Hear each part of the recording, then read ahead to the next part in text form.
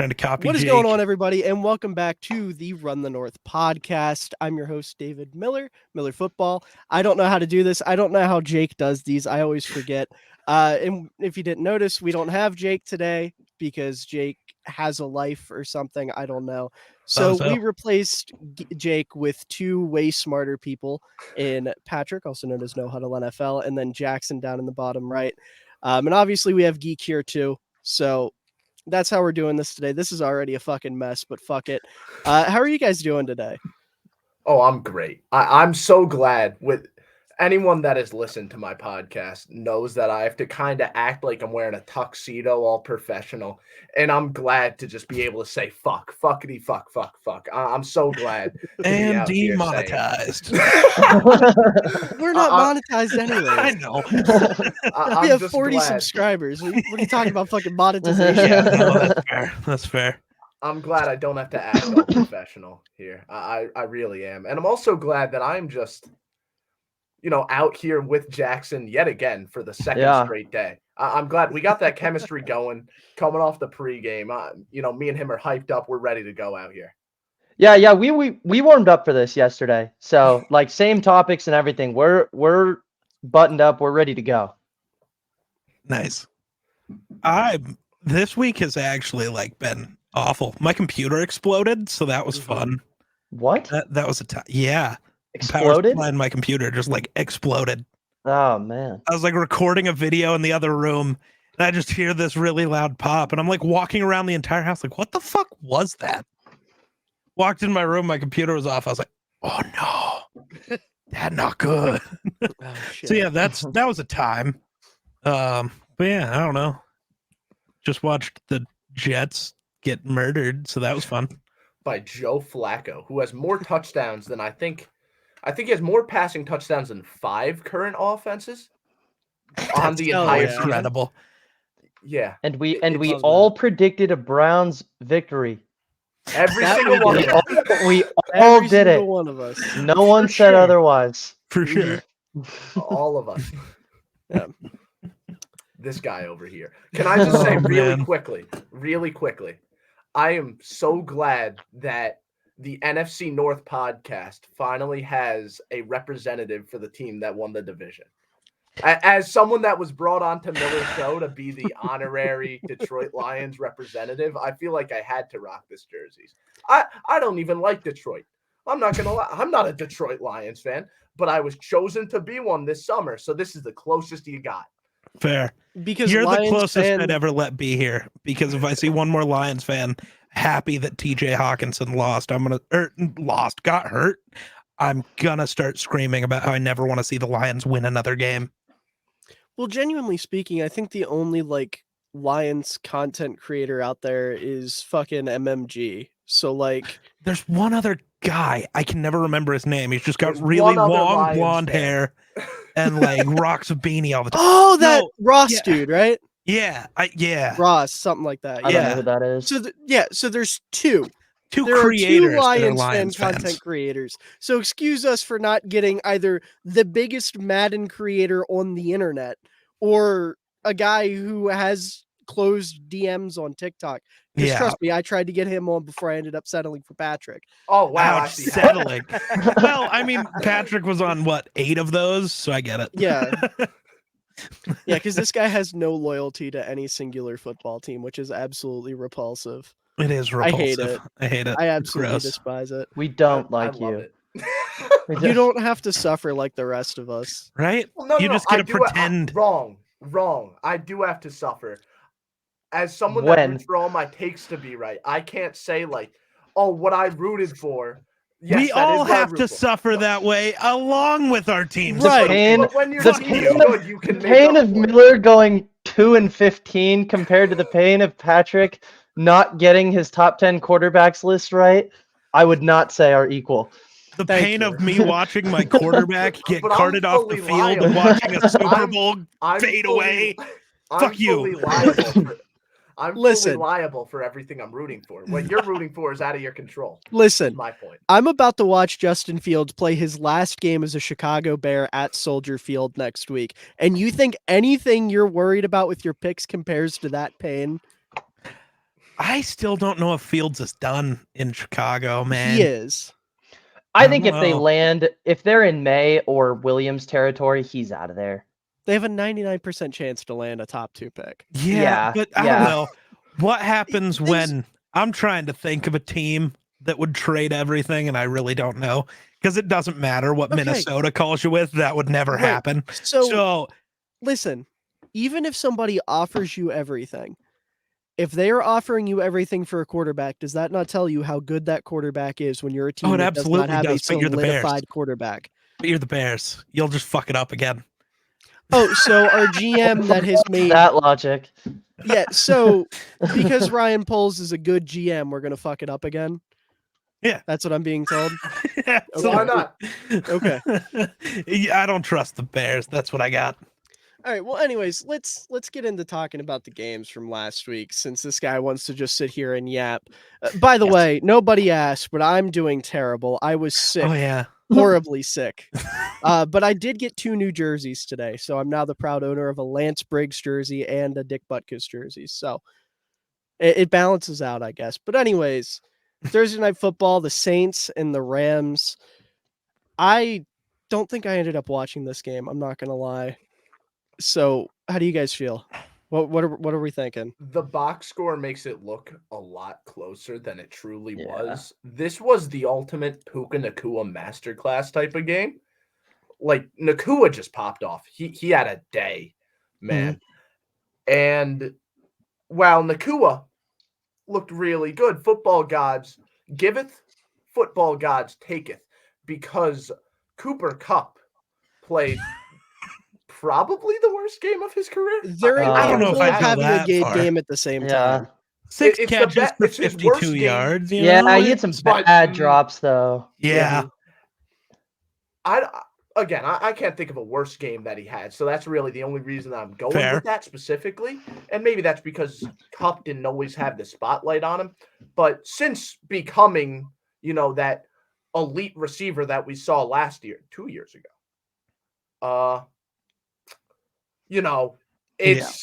it's a big drop off from that wide receiver that we saw way back when. Yeah, didn't he get outplayed by Demarcus Robinson this week? Yes. Wasn't that a thing? That's Yes. crazy. I only know that he because I dropped- had him in fantasy on my bench, Yeah, and he dropped a performed better than both my touchdown. receivers. He dropped a lot of bat, and he's supposed to be like this reliable guy, Right. right? He just wasn't great. The stat sheet, again, the box score tells a completely different story than what actually happened on For most Thursday of this night. game, Yeah, the box score tells you Derek Carr played really well. and he did That's And not. he awesome. never has, and he never will. The That's footwork, a little aggressive. the footwork Dude was an looking like that MVP. on a 10-year veteran is disgusting. It's like Fair. me and Patrick were talking about this on our warm-up episode the other day. If he were to be like age 21 right now and go into the draft, he would not be a first-round pick. Yeah, Dude, it was. Well, he it was wasn't a bad. first round pick then either, so I guess it's okay. Dude, And the nothing re- has changed. the Damn. regression from Derek Carr from a fundamental level is fucking absurd. Yeah, his leg snapping in half is, I think, what did that. I mean, yeah, that certainly It's- won't help your case, but it's still like Because the falloff from insane. MVP to mid was very quick and That's entirely yeah. leg snappy. And he's only gotten worse since he hit mid. It took him Yep. a year to hit mid, and then he's gotten worse in every single game he's played. Yeah. Like it is. Mentally, he's very clearly not like. Well, yeah. It's Yeah. very strange. He plays the game in like phases, right? He will have a full drive of checkdowns and then follow that up with a full drive of just chucking it. And there's never like a mixture. It's always one or the other. He's the worst of both Jameis Winston and Drew Brees. He's not the best of them. He's the worst of them. Mm. Well, I don't know if I'd say he's the worst of Jameis Winston. I don't think Derek Carr's got anything going on off the field. Well, I meant on the field, Jameis Winston, but Also, Pete Carmichael needs to get talked about more as the worst offensive coordinator in the NFL. But I thought nothing was going to change because it was Sean Payton's OC for all those years. Don't get me started on Crazy Sean how Payton. that works. Well, Crazy get how me that started when we talk about that game. But I You got know, a rant. It's a mess. But on the Rams side of things, I do want to ask you guys a question. Should Matthew Stafford be seriously considered for the MVP as of right now? Yes. I think Stafford is playing really, really good football.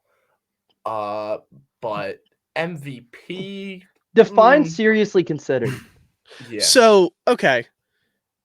I'm mainly asking this because of what me and you kind of talked about, but more so you just gave me your reasoning on the other day on Twitter with you not thinking McCaffrey's the MVP. Because again, Okay. I agree with your logic there. So if we're Mhm. looking at the quarterbacks this year, in terms of like the actual award of MVP, the value they're bringing to their team, how many quarterbacks this season have been more valuable than Stafford has been to the Rams? Josh Allen. Lamar, Mahomes have both been. I can't go with Then Mahomes. Stafford. Dude, what? We saw the Rams without Stafford. They got beat by 35 by the Packers, who aren't good. Yeah, but the Packers have played some good games. Right, but without like, Joe Stafford, Barry's defense, like, they put I was zero about to say against Joe Joe Barry. Barry without Stafford. Like, if we're I mean, looking he's at not the number term one. value, Like he's not the most Sure. valuable player in the league right now. I I still would think that would be say Allen he's if top we're going 5. off that. Mahomes I don't think gets so. I would not give it to Allen with how little like hero ball he's had to play this year. They've been leaning on James Cook more and more this year. For the last 2 weeks, not for the entire year. So since the No, Bills but have looked competent, they've been doing that. Well, I mean, they Up still until were, they started yeah, running the that's football, fair. the Bills were a fucking mess. That's Like fair. even then, AKA like when since Ken the beginning of Dorsey the was year, gone, but Bingo. yeah. Yeah. Like since the beginning of the year, like the running game was more established in Buffalo this year than Sure. other years for sure. That's fair. I don't know. Looking at it in terms of that, though, it's hard to give it to Lamar because he has the best defense in football, or the second best. Sure. They're going to win games without Lamar if it's anybody half competent. I just look at, again, it's tough for me to look at it as to how many wins do you add as the quarterback, although that is the award. I look at it more as how much better is your offense as a result of you being there. And Stafford definitely adds a lot in that way, but Sean McVay is a damn good head coach. Yeah. He has weapons. Lamar, I mean, his best weapon went down with injury. That O-line is banged up. His top weapon's a wide receiver who's a rookie, who I love. I still love him, but still rookie wideout. And then OBJ and Rashad Bateman. Rashad Bateman hasn't really shown us much ever since getting drafted. I find it tough not to go with him. But where would I consider Stafford? I mean, maybe he's in that top 5. I think I agree with that. But he probably is in that top 5. And that's more what I was alluding to too. Like if we're going with the just purely based off value and not who's playing the best or who has the narratives in their favor, I would agree that Lamar is the MVP as of right now. But that being said, I'm still pushing my McCaffrey agenda till the cows come home because I want it to be CMC or Tyreek just because it's not going to be. Here. But if Tyreek gets 2,000 or CMC like lucks out, he only needs 5 touchdowns in both of the last 2 games to break the touchdowns record. So possible. Could happen. All that just for Mostert to get ahead of him. God, that would be so. If Mostert breaks the touchdowns record, do you give it to Mostert just for giggles? No. Even though Mostert's production is entirely Mostert's production is entirely because of everyone else. You want to talk about the most carried player in the NFL? That is what Raheem Mostert is. Just give Mike, just give the head coach the MVP. That'd be funny. Why not? We got a trainer getting MVP votes last year. Why not just give it to a coach? Like, it's really you. You were the most valuable thing in this league. When the coach brings players back to life, maybe they'll get considered. That's fair. He brought Raheem Mostert's career back to life. That's true. Some may argue it was a tougher task. Yikes. And then I guess just to maybe act like the Saints matter for a second, what the fuck do you do with this team? Blow it up. Finally, blow it up. Hold on. Oh, Wait. no. Can I give the owner's response to that? I made the Sure. tweet, but I find it too funny not to repeat the same exact joke. Blowing it up is the right answer, but we know the Saints won't do it. They also can't yet. They can't move off most of their guys. The cap is too big. If I'm the Saints owner, if I am GM, what the hell's his name? I forgot. Loomis? Damn. Loomis. Mickey Loomis. If I'm Mickey Loomis, this is what I reply when you say blow it up. I got one more in me. One more season. This is when we're going to get it done. I'm telling you for a fact. Jaden Daniels? Realistically, they have to just not. They will get it done with Jaden Daniels. Oh, God. Realistically, they have to just not add anybody. Yes. Yeah. Okay. He is. Interesting. He'll go within the top 10. Well, yeah. Okay. What they should that makes do, me sad. What they should do, they have to somehow find a way to get rid of Derek Carr, which is a lot easier said than done. His contract's too big. Yeah. You might have to give away him with a third rounder for nothing. You can't even cut him. The cap hit will remain. You would have to pay a third rounder, fourth rounder, something with him for a seventh rounder. You would have to give up more to offload his contract. Well, this isn't the NBA. Nobody in the NFL's like tanking like that. Nobody's taking him. What I'm hearing is the Chicago Bears are going to take on Derek Carr to show Caleb Williams how not to play quarterback. That would be such a bad idea because Derek Carr would just ruin Caleb Williams. That would be the most Bears thing to do. Listen, just turn Caleb Williams into fucking Derek Carr. Oh my God. Bobby Slowick's going to say, hey, Caleb, you see what Derek's doing? Do the opposite. And that's how we turn Caleb into the greatest quarterback of all time. Oh, my. No, but I mean, there is historical precedent for that. Isn't that what the Broncos did with Osweiler? Yeah, kind of. Well, so the Broncos. No, I mean like the trading, like when they got him back. Oh, I thought you were saying that's what the Broncos brought in Osweiler to be like. No. I meant the idea of it has happened. Salary. Yeah. But the Broncos also thought he would have worked. I genuinely thought you were creating like head cannons, and I was going to throw out. Was that why the Dolphins traded for Josh Rosen? Was that? Yes. No, listen, no GM is dumb enough to listen to what goes on in my mind, okay? That's fair. I was talking about the financial aspect of things. But yeah, the Saints got to blow it up at some point. They never will, eventually. Man. It's just so anti-New Orleans to blow it up. They're just going to ride it. That's true. Very unfortunate. I think it's great. Because fuck the Saints. Real. So. But I'm sick of talking about the Saints. Let's talk about the Bengals and the Steelers in a game that I didn't think would be this lopsided. Told you so. You did not say it was going to be a blowout. Yeah, you said you were acting like the Steelers didn't have a chance because Mason Rudolph, and I said Mike Tomlin's going to pull his devil magic. Oh, I was right again. I forgot somehow Mason Rudolph is a better quarterback than Mitch Trubisky. All I know is this game helped with my narrative, so I'm all for it. That's fair. All right, Trubisky is so fucking awful. God love him. He's one of my favorite players ever. He is terrible at the game of football, and the fact that he is still rostered by an NFL team is kind of sad. And Mason Rudolph coming out and playing competent football and beating up on like a really good Bengals defense, it kind of speaks volumes to that. Patrick Jackson, what do you guys think? I mean, Mason Rudolph played a much better game than I think anyone would have expected, but I guess that's really just he said it best. Mike Tomlin making black magic happen. It's absurd what he's able to do year after year after year. And game after game after game, he'll lose to the worst team in the NFL, and then the next week he'll beat the best team in the NFL. It's so stupid. Also, Jake Browning, the perfect Steelers quarterback.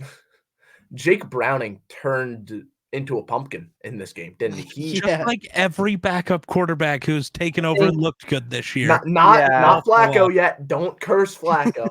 Not He's after no backup. He's off the couch. Yeah, he wasn't a backup. He wasn't off the a couch. backup. He's not the same kind of guy. Fair. Yeah.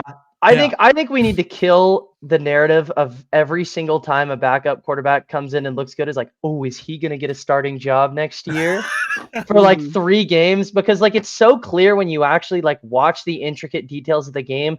Browning is running the most like limited offense of all time. They are completely relying on Jamar Chase and Joe Mixon and Chase Brown. Like he's game managing, and he was doing a good job, like to his credit, for most of his tenure there so far. But like, this is not someone that I am hiring to change my franchise. Steelers pass rush meets Bengals O-line. Yikes. Yeah. And Coughing Browning, baby versus hydrogen bomb. Yeah, listen, if you could get the ball out quick and expose that weak Steelers secondary, you have a formula for success. And that's what the Bengals tried to do. But Jamar Chase not being there, I think, was huge. I think that was massive because that's if you have the ability to kind of threaten the team with 2 different wide receivers, it's a lot more favorable because all of a sudden you don't need to repeatedly throw at Joey Porter, right? Now you could try and expose Patrick Peterson, who is now playing safety, by the way. They're going full Rod Woodson on the Ravens with this situation, aren't they? I watched him play corner last year. It was time for him to do something else. But if you have the ability to attack the Steelers defense in a lot of different ways while getting the ball out quick, you win. It's simple as that. You win. But Browning couldn't do that in this game, and that's why they ended up losing. Can we talk about how awesome T. Higgins is?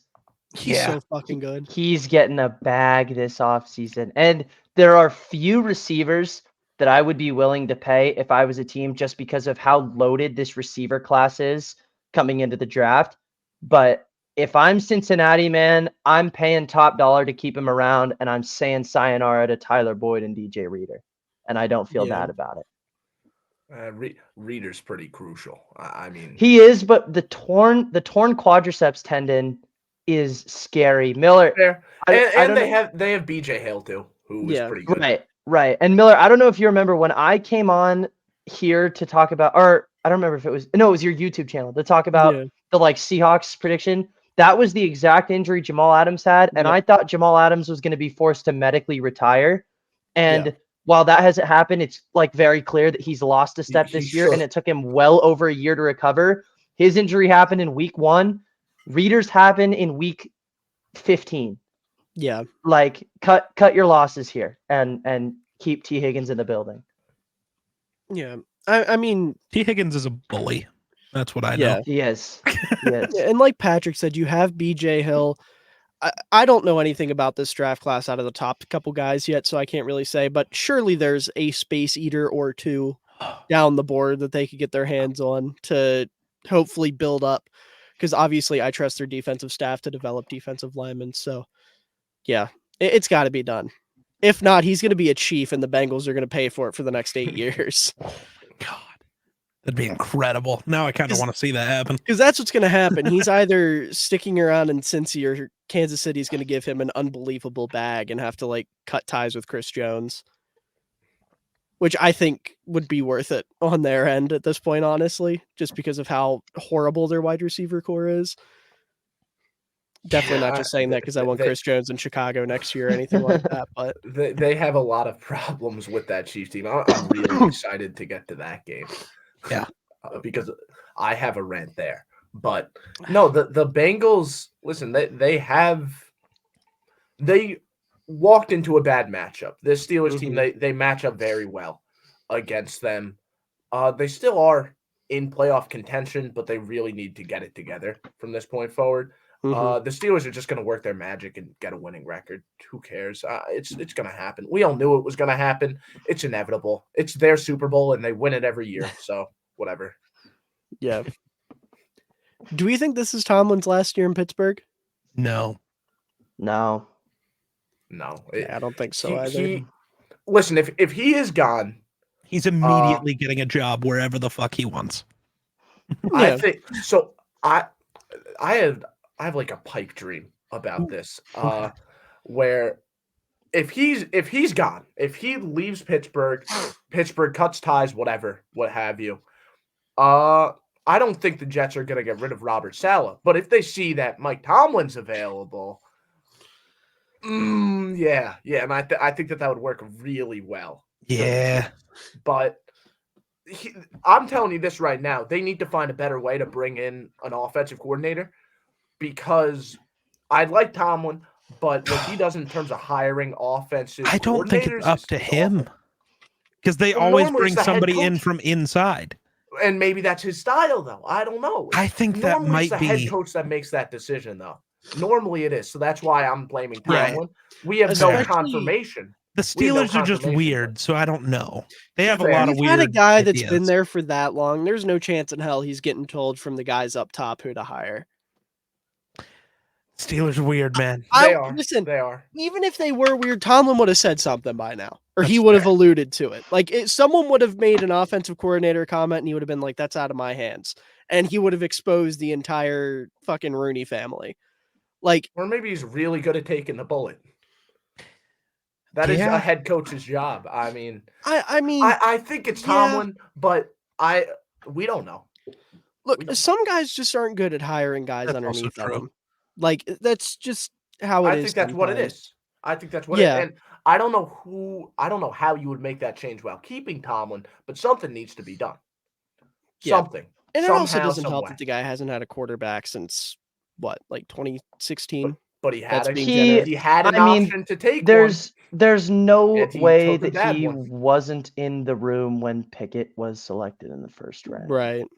Like, that's just not a decision that goes over the head of the head coach. Mm-hmm. Yeah, I mean, Tomlin's great, but I do think at a certain point, probably not after this year, but if things don't change soon, at a certain point, you just have to cut your losses. Because, like, if you're just going to be stuck with Tomlin at an 8-9, 9-8 record for however long it's been now, eventually it's just best for both sides to part ways. And I think that's something that a lot of people have overlooked when, like, the whole "is Tomlin getting fired" question gets brought up. Because when you hear coach gets fired, not the rational, but like the usual response is, oh, this coach is bad at his job, therefore he needs to be gone. I think with Tomlin, it's more so he's good at his job. You're just not going anywhere. And you can't do the same thing over and over and over and over again and expect something to change without a big change. And there just hasn't been one. So I don't know, maybe Pittsburgh tries to like get a veteran quarterback this offseason, run it back with Tomlin for another year, and if nothing happens, then nothing happens. I don't think they're gonna move from Pickett as much as they probably need to. As much as they probably should. I just don't. I bet they give it another year. Pittsburgh is settling for mediocrity. That's their goal. They want to look that's good, true. but not great. This is Pittsburgh we're talking about. They don't. If they really wanted to swing for the fences, they would have been in the market for one of these other quarterbacks.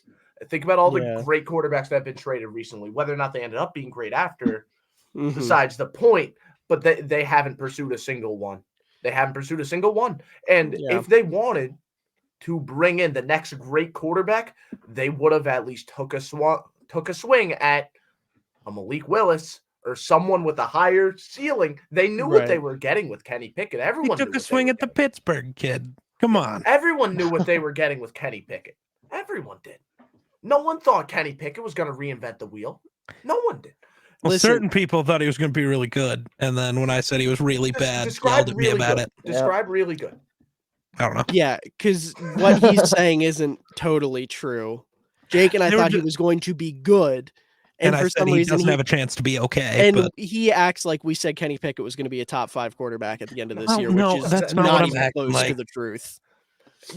I think we were simply saying Kenny Pickett would be a top half of the league quarterback by the end of the year. I expected Kenny Pickett to look better than he has, sure. And he's going to get to the point that we expected him to. But really, his ceiling is like... I don't know if he is. His ceiling is what? Jimmy G, but worse. Because his arm is weaker. I feel like his ceiling is... He has a weak arm, tiny hands, and like he's kind of okay. I don't even know if I want to give him Jared Goff. His ceiling is Geno. Well, Geno's better than Goff, but okay. Am I the only one that finds that a little bit crazy? He's spitting. Geno is Thank better you. than Goff. Thank Yeah. you. Oh, okay. I don't know. That's actually a hill Miller, that I'll die on. That I Geno really is better don't than like Goff. Goff. do Yeah. you want to spit some? As stuff, someone who has tried to defend Goff on here multiple times just to get shot in the foot immediately, because I swear, Every what'll time. happen? What has happened every single time is Goff has had a good game where he's shown off like really solid pocket awareness. He's gotten the ball out quickly. He didn't take any sacks and he played good. And then I'll come on here and be like, maybe Goff isn't that bad. And then the then very he next plays like week, it's trash. like he plays the Bears defense and looks like Yeah, the worst I was just quarterback In the That's first league. quarter, I'm So- immediately texting the Run the North group chat like, so Goff's good, huh? This is I'm good not- quarterback play. I've never been like a big QB ranking guy, so I don't care. I think he plays a lot like I could see him playing like Geno. That's really my point. Point is, I don't think he'll ever be an elevator. I think he'll always be like a lower tier game manager. Yeah, and maybe Now, I I'm will say, giving Geno too much shit, but I don't this whole conversation is going to become completely redundant when Pittsburgh trades a first-round pick for Justin Fields, Yeah. because Pittsburgh is where my favorite Bears quarterbacks go to die. I'm not gonna lie, that seems legitimately impossible that they trade for Justin Fields. It does, but they let me wouldn't. dream. The I Steelers think- wouldn't, ever. I really think Fields is going to be a Falcon. I could It's see gonna that. be That's- somewhere. It's gonna that's be what like I think. Atlanta or Vegas or Ooh, I I, don't didn't know. think about the Raiders. Yeah. Yeah. It's not going to be Pittsburgh. I'm just throwing out teams that I don't trust their quarterback. I'm Or trying to maybe- manifest him going what somewhere would for a be first round really pick. fun? What would be really fun, but it won't happen, Broncos. and I just randomly thought of it. Sure. But no, wait, no, that would be the same experiment again. No, they're not doing it. They want Literally. something real They- now. Yeah, That's they, what they Fields- want someone. They want someone that's going to execute the offense in Denver, and that's not what Mhm. Justin No. Fields is going to be. Tannehill in Denver. Oh, God. If he but- plays another season, What I think could very likely happen here, and like maybe I'm just hyping up because it's fun, but Rams bring him in, develop him under Stafford. Stafford retires. Now they have Justin Fields. That'd be really fun. oh I don't know my if it God. will, but Well, the Rams I'd don't like like it. draft picks, so it would be their Trey Lance experiment. yeah. Give us your first round pick, and I'm here for it. I don't know about that, but No. we'll see. Listen, we're getting at least a second. If Darnold got like a second, a fifth, and a sixth, we'll get at least a two. I don't mean to question the system. How long do you normally take per game on this? Yeah, it depends. It varies by game. Yeah. Okay, Okay. so far we're averaging 16 minutes per game. Yeah, so. that's I not don't think great, that'll but- apply to every game, though. No. Okay. Like some of Well- these, I feel like we're about to speed through. All right, we got to crank out 3 more where it's just like 5 words each. I think the All next two That'd be might a be fun kind of game. easy I'm for that. down. All right, Bills Chargers. What are we thinking? Way closer than it should have been, but Yep. expected result. Jiff Why Smith can't the masterclass. Bills be normal? 6, not 5. Jiff Nice. Smith Nice. masterclass. No, that's okay. That's syllables, but 3. Cool. I it have 0 different? words Yeah. for this game. If I'm Is it- being is it completely GIF or honest, GIF I have Smith? nothing to add. That's the real. Is it Jiff or GIF Smith? It's GIF. It's GIF. Who? Unless you're talking about the peanut butter, in which case that one is not GIF. Well, that one's spelled with a J, so Who are we I talking will And that's, never and that's under- the exactly interim why head it's not coach is GIF. GIF GIF Smith. a GIF. I will never understand that. It's Hold on. literally It's GIF. graphic. I'm The totally G is lost. Who graphic. are we The interim talking head about? coach. The Oh! interim head coach on the Chargers is GIF Didn't Smith. know that was his name. Okay, He- cool. he- Wasn't he the was- Oh, linebacker? that was just some coach? weird side tangent. I didn't even know that. He Yeah. was I summoned. thought you just dove into a new topic. I don't know where No, that he was was the going. linebackers coach. You know, the He- guy coaching the worst unit on the team got to be the head coach. Hell Weird yeah. how that Yeah. happens. Yeah. Specifically to become the Real Chargers interim football. head coach. The and man he's who has out of turned the league Kenneth in 2 Murray. days. Yeah, no, the guy responsible for Kenneth Murray is the Chargers. The current guy, interim yeah. head coach. Yeah. I'm so mad. I thought Kenneth Murray was going to be so good coming out of college. That was Sa- before same my with scouting Jamin days. Davis. Everyone had a random linebacker crush that they will My never most forget recent about. one has worked out Who was really well. mine? Though, so Ivan it's okay. Pace. Yeah, my guy. Love that guy. No, I liked Jamin Davis a lot and thought that he was going to win Defensive Rookie of the Year when the Washington football team, that's what they were at the time, when they were going to go ahead and have the best defense in the NFL. With Yeah, whatever happened with that? They just like always sucked anyways. It's been wild. yeah, no, that was an insane take. That might be my single worst take. Speaking of the team in Washington, oh, look at me! I did that intentionally, guys. They almost pulled off a crazy comeback against the Jets. They did. Keyword almost. Nearly blew the tank. If they just benched Sam Howell earlier, Howell experiment is over. I fear it is, unfortunately. Draft Williams or May. They're not gonna. Are they gonna have a high pick? Is goated. They're like 3 or 2 right now. Oh, are they? Goddamn. Okay. I think they're 3. I think they're 3. Yeah. Yeah, because the Patriots just won. So I think they're 3. Yeah. Yeah. Jaden Daniels. Bring him home to Bill. Oh God, no! I don't want Belichick to get a quarterback. I want him to stick with Zappy. Jackson, you've done draft shit. Who's the better quarterback? Between Williams and May. Who's your guy right now? Williams, for sure. Okay.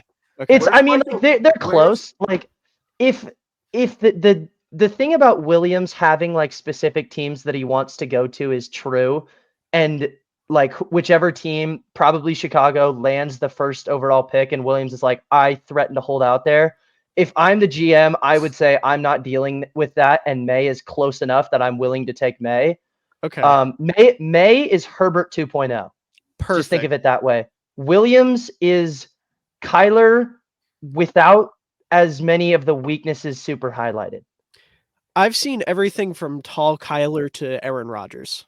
Tall Kyler is a much better comparison to Aaron Rodgers than I think. He's not quite the pocket passer that Rodgers is, but he's still. I think that's a horrible comp. That good in the pocket. Where's Michael Penis? He's like 6'1" or 6'2". Yeah. Where's Michael Penis right now?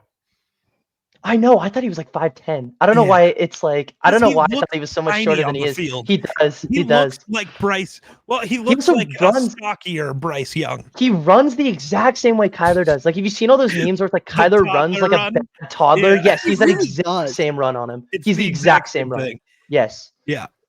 Where is Michael Penis in the rankings right now? Can we not? Oh, this guy has the humor of a 5-year-old.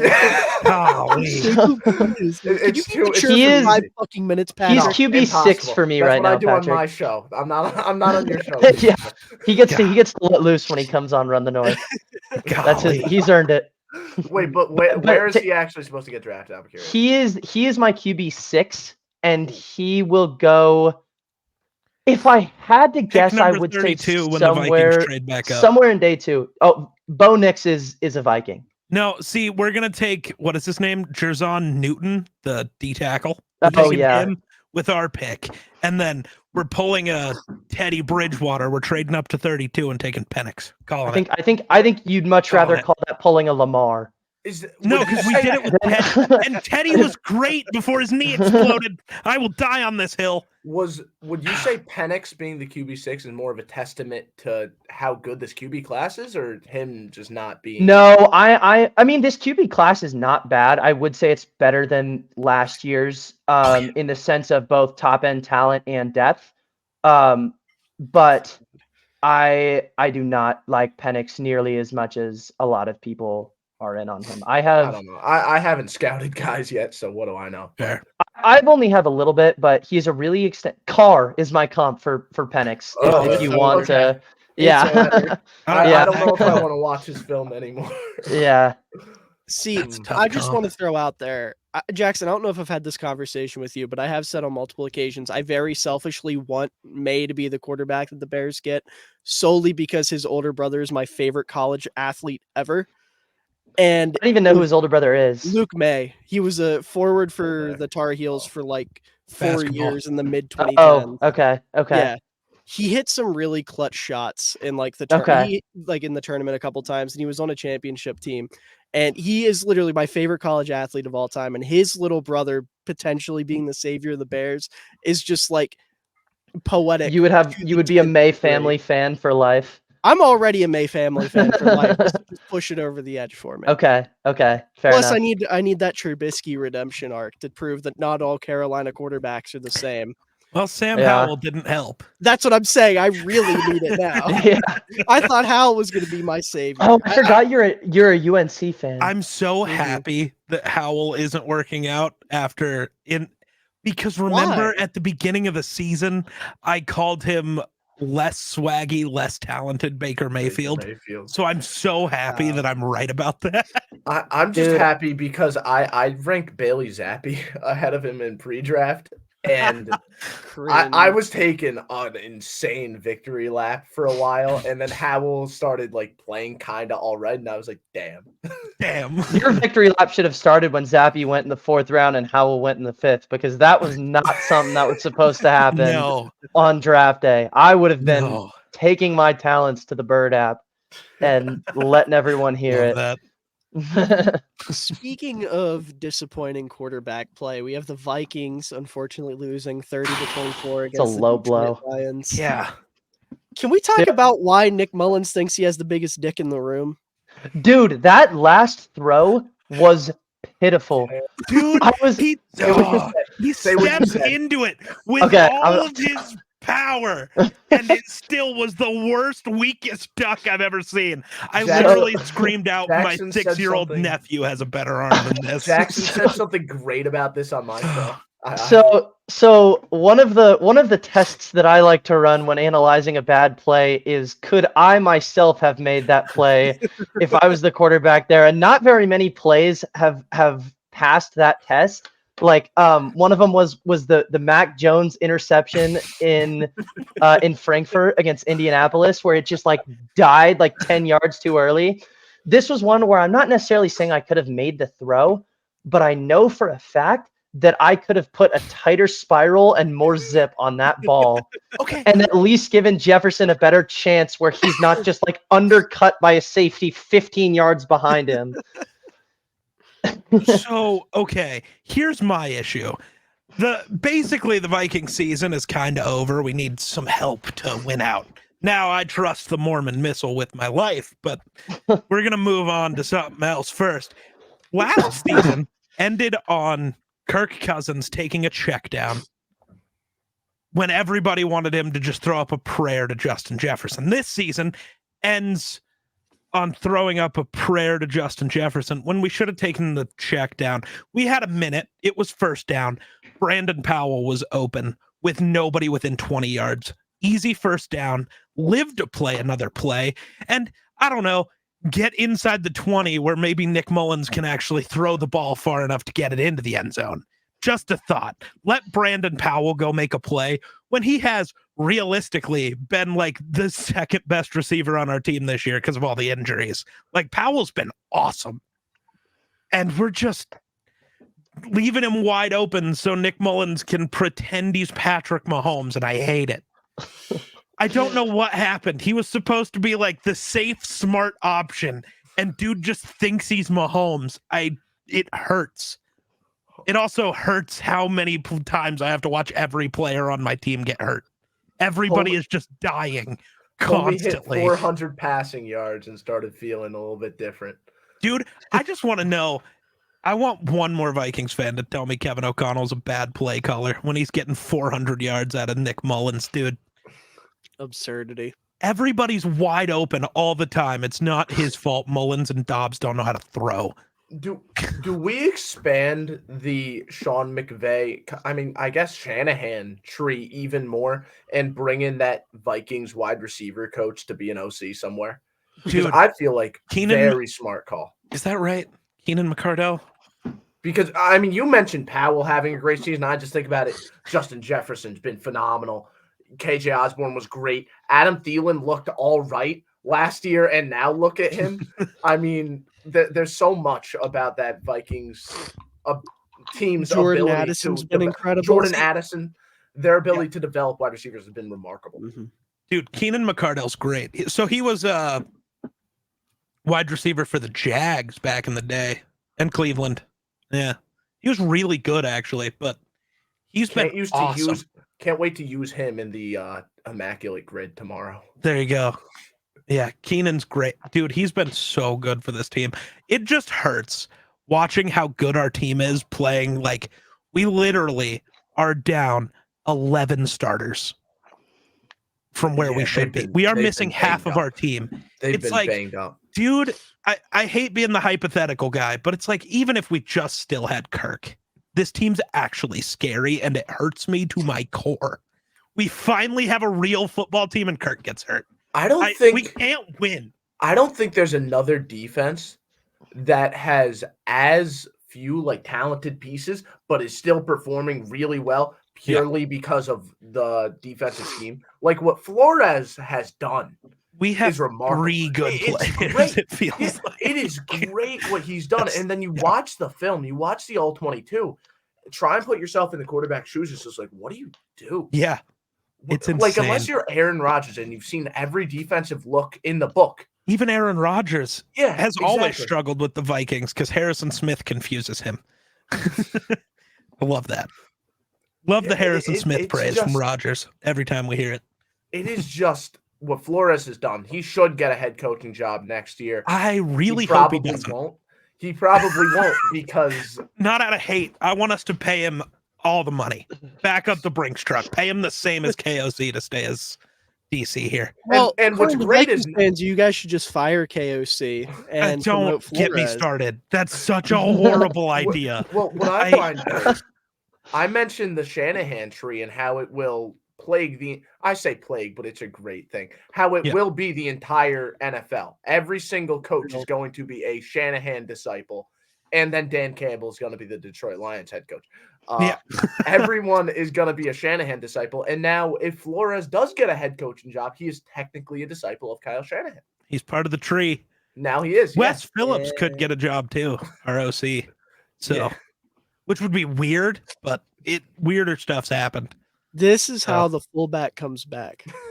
True. I mean, even the for a way to push his agenda. Mm-hmm. Here it is. I mean, even welcome to Run the North. He's a McVay guy, and even he uses a fullback. I win. That's all this is. I win. Fair. Also, again, I don't. I watched the back half of this game when the Vikings were trying to claw their way back and were trying to keep this competitive. What the fuck happened to Ty Chandler this week? Why did he not have a game? Because we were down. He's still, but 8 for 17 against Detroit. We were down. Ed Ingram got hurt. I think Dalton Reisner got hurt for a little bit. And Garrett Bradbury was doing that thing that he's famous for, where suddenly, where he plays really well for a couple weeks and tricks you, and then suddenly, literally, I could bull rush him every play and win. He just forgets how to stand. Gotcha. Dude got outpowered by Aiden Hutchinson a couple times. Okay. That's, and I'm not trying to just shit on Aiden Hutchinson, but dude's not a power rusher, and he just bowled over Garrett Bradbury a few times. It's okay, GG, game over. Also, I just want to say, as much as I hate the Lions and hate that they clinched the division this week, Kirby Joseph emoting mid-pick might be one of the funniest fucking things to happen all season. Yeah, that was pretty funny. He simply has that. He has that dog. Hey, oh fuck! Quandre Diggs did that last year. He got it was during Baker's stint as a Ram, and he threw this arm punt to Quandre Diggs, and Diggs had 30 yards to return it, and instead goes right out of bounds to the sideline to taunt Bobby Wagner. And it almost cost us a playoff spot, but thank God Gino was so clutch enough to where he could drive down and score. I always see that and I instantly think of an old, Miller, you're gonna love this. I always think of the Butkus when he picked the ball versus Philly. It's hey, how you doing? How you doing? They just rubs it in their face and then runs away with it. Oh, Miller, actually, another thing for you to kind of victory lap. Byron Murphy, Mekhi Blackman, and Caleb Evans all got hurt, which forced Andrew Booth to play. Well, no, that's not why he's happy. It forced Andrew Booth to play. No, let me get there. Out here actively rooting for the Vikings corners to get hurt. Let me get there. Andrew Booth finally got a real chance to play and actually looked really good. It just didn't matter because we also had Najee Thompson and Theo Jackson, who's a safety, playing corner at that point because everybody Honestly, was the hurt. best Theo that's associated with the NFL. Valid. At least in my eyes. Yeah. Josh Metellus also did that thing where he lined up at defensive tackle, which is my favorite thing. I love watching him play every position on defense. It is the greatest thing of all time. That's all I know. I'm very sad. We shouldn't have lost that game. But when you turn the ball over 6 times, this is kind of, it bugs me how close we keep these games when we turn the ball over 6 times. Fair. Speaking of things that are the greatest of all time, Amari Cooper against the Texans. Holy shit. What was it? 260 in 3 quarters? 260. Oh, I don't know. It was 265 on the game. Guess who had him? Guess who had him on his bench in fantasy? Ouch. That's tough. I mean, I'm not gonna complain too much because, like, I'm not gonna bench Mike Evans. I'm not gonna bench Nakua. Both of them had great games, but then Devontae Adams getting me 1 point was really infuriating. I still won, so I'm not gonna complain too much. But I had Devontae Adams also and beat DJ me, Moore in the league fucker. this week. Yeah. Ooh. DJ played tough hurt. week. Not his fault. But yeah, the highlight of this game for me, I watched approximately 5 minutes of it. Like when another game was on, me and my dad were watching football and we flipped this game on. And the highlight of this game for me was we flipped it on and the Browns are on the goal line and DTR got put in to like run the ball on the just goal line. instantly got injured. No. God, why are we painting Miller as this guy? The only Brown I want to see get hurt is number 4, and he's not playing anymore. So, best part about this game, watching that guy die. Jesus. The commentators go, "Oh, look, DTR is running out on the field," and my dad, without skipping a beat, goes, "What the fuck is a DTR?" Nice.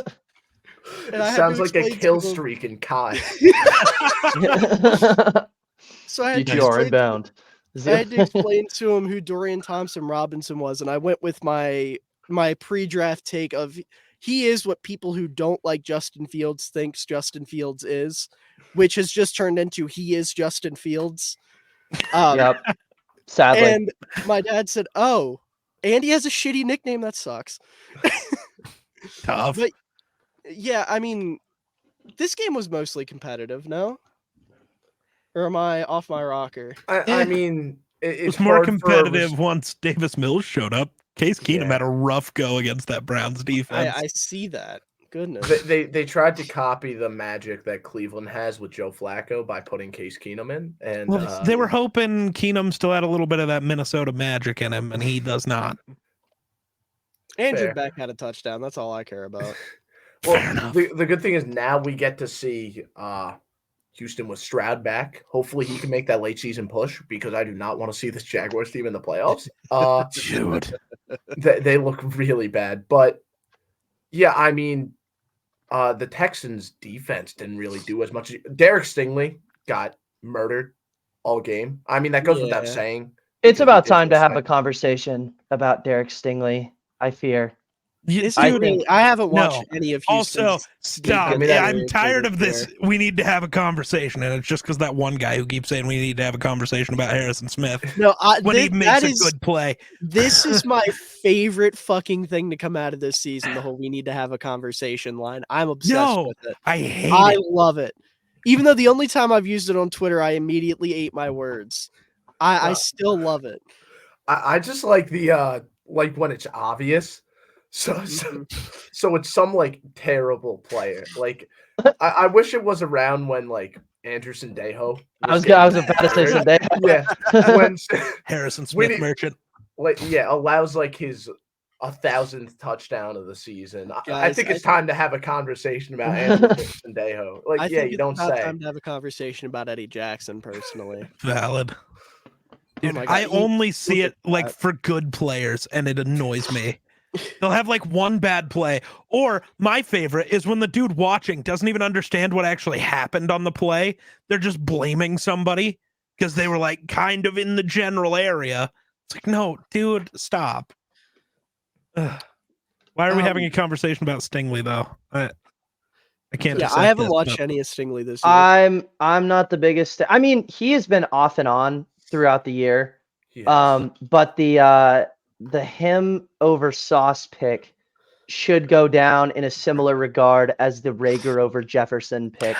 Really? I think. So you're yeah. thinking Stingley doesn't belong in the league because Rager doesn't belong No, in the league. but I think like the idea of you took a player at the same position one pick before a generational talent.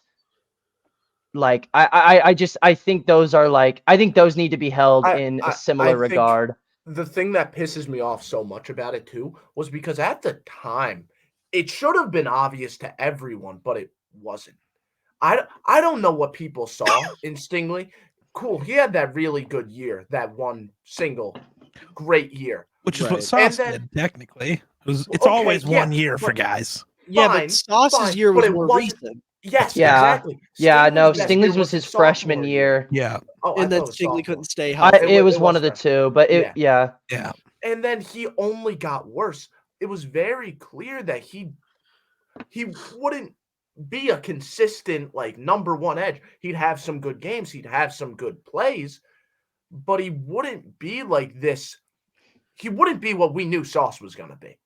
Right. Yeah. He wouldn't. Literally, the only concern with Sauce, for me at least, was tackling. But who cares if you could tackle if you just lock up? It's just a weird. It was like a weird swing for the fences to take, considering like the safety that everyone knew we were going to have in Sauce. Exactly. It was so strange. It was so strange. And I was pissed that not anyone else had that same reaction. And I'm glad now we're finally having it age that way where we're comparing it to Rieger and that whole entire thing. And I don't know if I was agree not to that mad. extent, but well, I was mad about it mostly because in my own way, I wanted Stingley falling to 12.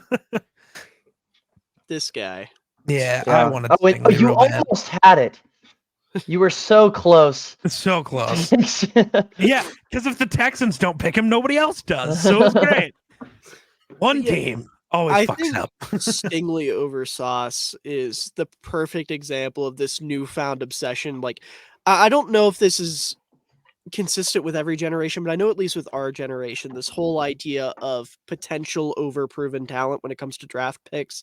Like we're all obsessed with this idea of, oh, this guy is, he has X, Y, and Z that are off the charts. Even if he's not polished, these traits are going to, what's the best way I can put it? You can teach the coverage stuff. You can't teach the athleticism, that type of thing, right? And I think this is like the perfect example of that. Not to say that Sauce obviously wasn't super athletic coming out too, but like Stingley, you were just gambling so hard on the traits despite everything else being in Sauce's favor. And it's, I don't know. I cough. Christian Gonzalez, cough. Kyle Hamilton. Thank you for voicing. I think that's been a thing always. Thank you for voicing your thoughts on the Trayvon Walker pick, man. Oh yeah, no problem. Like it. I guess it isn't just an our generation thing. I guess it's a league thing too. The more you can. Well, I was going to say Ryan Leaf and Peyton Manning. Why was that ever a debate? Leaf was never close. He was just the better athlete. What people need to remember is just because a player looks more raw doesn't mean the safe guy doesn't have remarkable physical ability. Like sometimes CJ Stroud in general last year. Every quarterback's better because Stroud's just a safe guy. Sometimes it's just a no-brainer. Right. Sometimes you're just overthinking. Like, okay, yeah. I think that's the issue with the draft process is you get 6 months of just overanalyzing every little thing and like everyone wants to come up with some off-the-wall hot take that nobody else has said. So and I think even NFL scouts do that. Yeah. Because they want to hit that insane pick. Because then your job's safe forever. Well, I was the guy who picked Tom Brady. Like, well, cool. Like, just because it's so insane. Just because the raw project has a lot of physical ability doesn't mean the safe project doesn't have that. Mm-hmm. It's so weird. It feels like people rather bank on a risky player with the ceiling equivalent to the safer player's ceiling. It's so stupid. It's so stupid. Mm-hmm. I think it's like this weird thing. Like the safer player has a ceiling of being being Dak, but this raw player has the ceiling of Mahomes. But then you look at it, it's like, yeah, but the guy with Dak's floor or Dak's ceiling has like a floor of Geno and it's going to be good. And this raw player has a floor of useless pile of garbage. Yeah. And we just like ignore that fact and like our coaching staff can figure it out, which is never right. Yes, and sometimes that's the situation, and I'm not denying that, and even then you still go with the safer project. But specifically with the Stingley situation, it was player that has a floor of starting cornerback and ceiling of Hall of Famer to player that has a floor of absolute, like, bench fodder with a ceiling of the same thing. Yeah. So that's where it's like, why are you even bothering? It's not a debate. It's so stupid. It's so stupid. But again, scouting's hard. I get it. Yeah. Stingley, he hasn't been. He's made plays, but he has not been a consistent. I was gonna say, player. I haven't watched much of Stingley this year, but I've seen the same graphic where it's like the interception leaders and Stingley pops up and they're like, he's done it in only 6 games. And that's how he's made good. some plays. Right. Well, it's like, he can do that thing we all knew he could do and that's make plays, but he also does that thing we all knew would happen and is always injured. Because the injury he had in college is like one that never really goes away and causes other things to happen. Injured, but there would be plays where he very clearly like doesn't want to be there. Yeah. And from a corner, that's really concerning. Yeah. Yeah. I was gonna say that's like 50% of your position is effort. Dude, the more we talk about it, it feels very Jalen Reagor, and I hate it. I hate that Jackson's like being proven right in real time. Again, I don't know. I don't know. I don't watch enough bad. Stingley. How often do you see him give up on a play halfway through? He'll play it perfectly and then suddenly just forget what he's doing and like, I don't care. I want to get the exact. Geek, what you're describing sounds a lot like a receiver that you liked in this draft class. Yeah, I know. I Quentin Johnston fan. I was a Quentin Johnston fan, man. Yeah. See, I wasn't. Fuck you guys. I win. But dude, it's been a year. Chill out. No.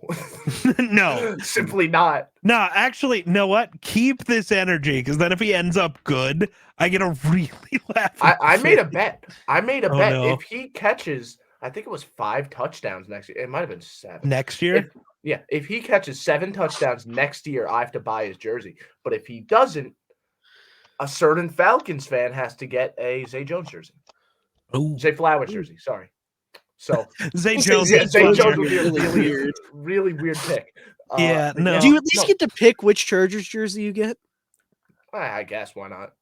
Well, I was going to say, because then... No, I thought it had to be a Quentin Johnson one. Well, no, I meant like what version? Oh, the problem is it's a mark of shame. That's why it's a mark of shame, but you also it's an excuse to get a Chargers jersey. Sure, and like you like collecting jerseys, so it's. I'm so happy the jersey bet I made results in me getting a Vikings jersey.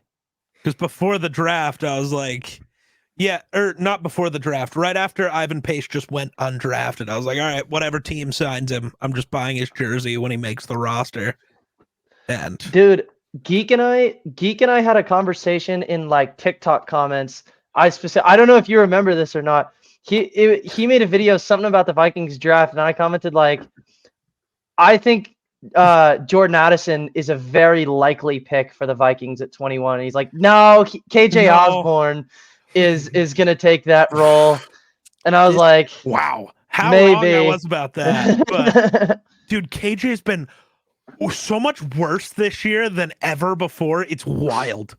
Listen, KJ and Darnell Mooney heard our Both. conversations about who's better, and both decided to have their worst the career Run the season. North Yep. version of Mo Alley Mo Cox Alley versus Cox. Austin Hooper. I was thinking It's The gonna- greatest debate we've ever had was about KJ and Darnell Mooney. And they both just suck now. It's All right. incredible. I just want to How- point out we how are did 3 games into the Sunday slate, so we should Yeah, probably. let's Yeah, it's all grind right. through This this. game doesn't Let's matter, grind though. through Because this. Packers. It almost mattered because these motherfuckers had me on the edge of my seat. I really thought the Packers were going to blow this lead, and I was scared out of my fucking mind. Joe Barry's so bad, and I love it. He is horrific at his job and should be executed on national television. Why did he even get the job? Wait, after he lets Jaron Hall go for 450 and 5 tuds. Thank you. This I can agree with this. Why did he even get the? Why do you even get the job there? That's what still baffles me. I don't know. Does he Well, have evidence because- of Matt LaFleur touching kids or something? Well, it has to be. or Only he just, logical conclusion. it's the same thing as Ed Donatel, only LaFleur's afraid to fire people, I guess. How did he How get the long has job? he No one been knows. But there? like at least 2 years. No, Let's well, find out. Joe Barry wasn't with Cleveland last year, and he was really bad there too. Oh, was he? Well, yes. Who the fuck was the Packers DC last year? Because he sucked too. I swear it was Joe Barry. Joe? If I remember, Oh, that just correctly- made me really sad. Uh-oh. He's Rod Marinelli's son-in-law. I don't know who that is. Now there's a mark of shame on the Marinelli family. He was Oh, whoopsies. Bears defensive Who was the? coordinator for a little while. Yeah, no. And I- Cowboys Holy Yeah, no, I shit. was wrong. This is his 3rd year in Green Bay. Yeah, he got hired Or in not defensive 2021. coordinator. No, he was. Oh Come my on. god. Yeah. Hold on though. How do you give the guy the defensive coordinator of the 0-16 Lions a job ever? He was the D coordinator of the 0-16 Lions, then 7 years later was Washington's DC. To be fair, Rod Marinelli is one of the best It was defensive Joe coordinators of the Woods. 2000s. I was thinking He was of Joe head Woods. coach Yeah, of okay. that team. Don't care. Joe Barry you- should have never you had get- a job. You Not one got the time. first name Joe, and then all of a sudden everyone's confused. That's fair. I was There's thinking a lot Joe of Joes. Woods. Yeah, there is. There's too many. I can guarantee you Joe Barry's only still in the NFL because of his relation to Rod Marinelli. Because Rod Marinelli's widely respected. Well, you know who was widely But- respected, and That makes me sad. you know who was widely respected, and then he lost everyone's respect because he hasn't been playing well. But because of Joe Barry, he started playing well again. Bryce Young. I mean, that was Finally. by far his best career game. By far. I'm pretty sure this was. I don't care about EPA. Advanced analytics scare me. Agreed. But this was the first game he had a positive EPA, I believe. So take that how you will. Is that Joe Barry slander? Probably. But it's also, hey, rookie quarterback improving? No way. In the NFL, He that can't be needed a true. good game. All rookies need that game. If this was it, yeah, sure, it came a little late, but also Panthers suck, so it's okay. Yeah. Maybe he has a couple nice weeks to close the season, and the Panthers, they don't have to win because I know Miller would hate it if they won football games. But Nope, they're not allowed to. right, They play the But, like, Jaguars this he week. I can need this play to be nice. a Jaguars get right game.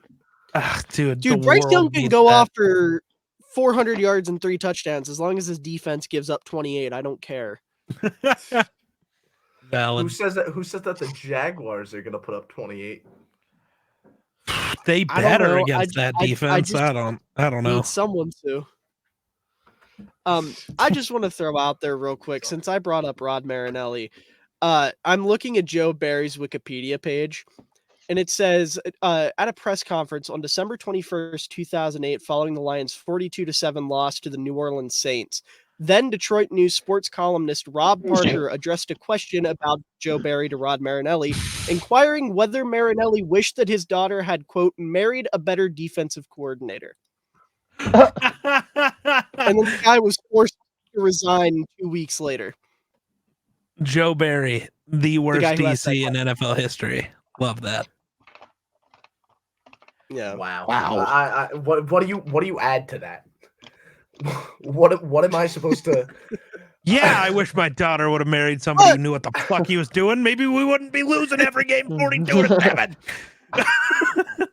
That's how he should have Also, responded. speaking of the Packers defense, Oh no, I don't want to. do you guys know what happened with the whole Jair Alexander thing? Yeah, he made What is himself happening? captain and got. I think it's partially under wraps is the vibe I Okay. get. Like, I don't think it's completely public information. So the thing that Okay, I was mainly I asking because think I came saw out- the initial tweet about it, and then I was completely off the internet for a day, so I didn't know if anything else would come out or not. So what was the Yeah. initial tweet? What There did was it something say? about like something he did. He like did something to the coin toss pregame. Yeah, He like no, he so it fully came out. Out on the He field in the coin toss. he made himself Like, he captain, made went out for the captain. coin toss, and then when the Packers won, he just said, "We want to play defense," which is not exactly what he was supposed to say. Almost And cost then, them possession, and yeah, Matt LaFleur also said that there were other things going on. yeah, right. probably Like there's stuff Jair. internal. Have y'all ever listened to Jair talk? His That's what I'm existence saying. is I mean, conduct yeah. detrimental. Don't say that to Jake though; he'll get really Don't upset. care. He can. He's Am I aura. supposed- It's just supposed to aura. He has Oh, no aura. Yes, he does, dude. He Jalen Johnson has he the 100% has favorite aura, player. bro. He has the Whoa. aura Was I of the right? guy who celebrates the other DB making a play on Justin Jefferson, and then he celebrates like he's good. Am I I don't know supposed why to? I'm Dude, talking- what should he do, boo? When Why is he makes a hitting the good play? gritty because somebody else made a good play? Okay, in all fairness, that is a weird thing to go at him for.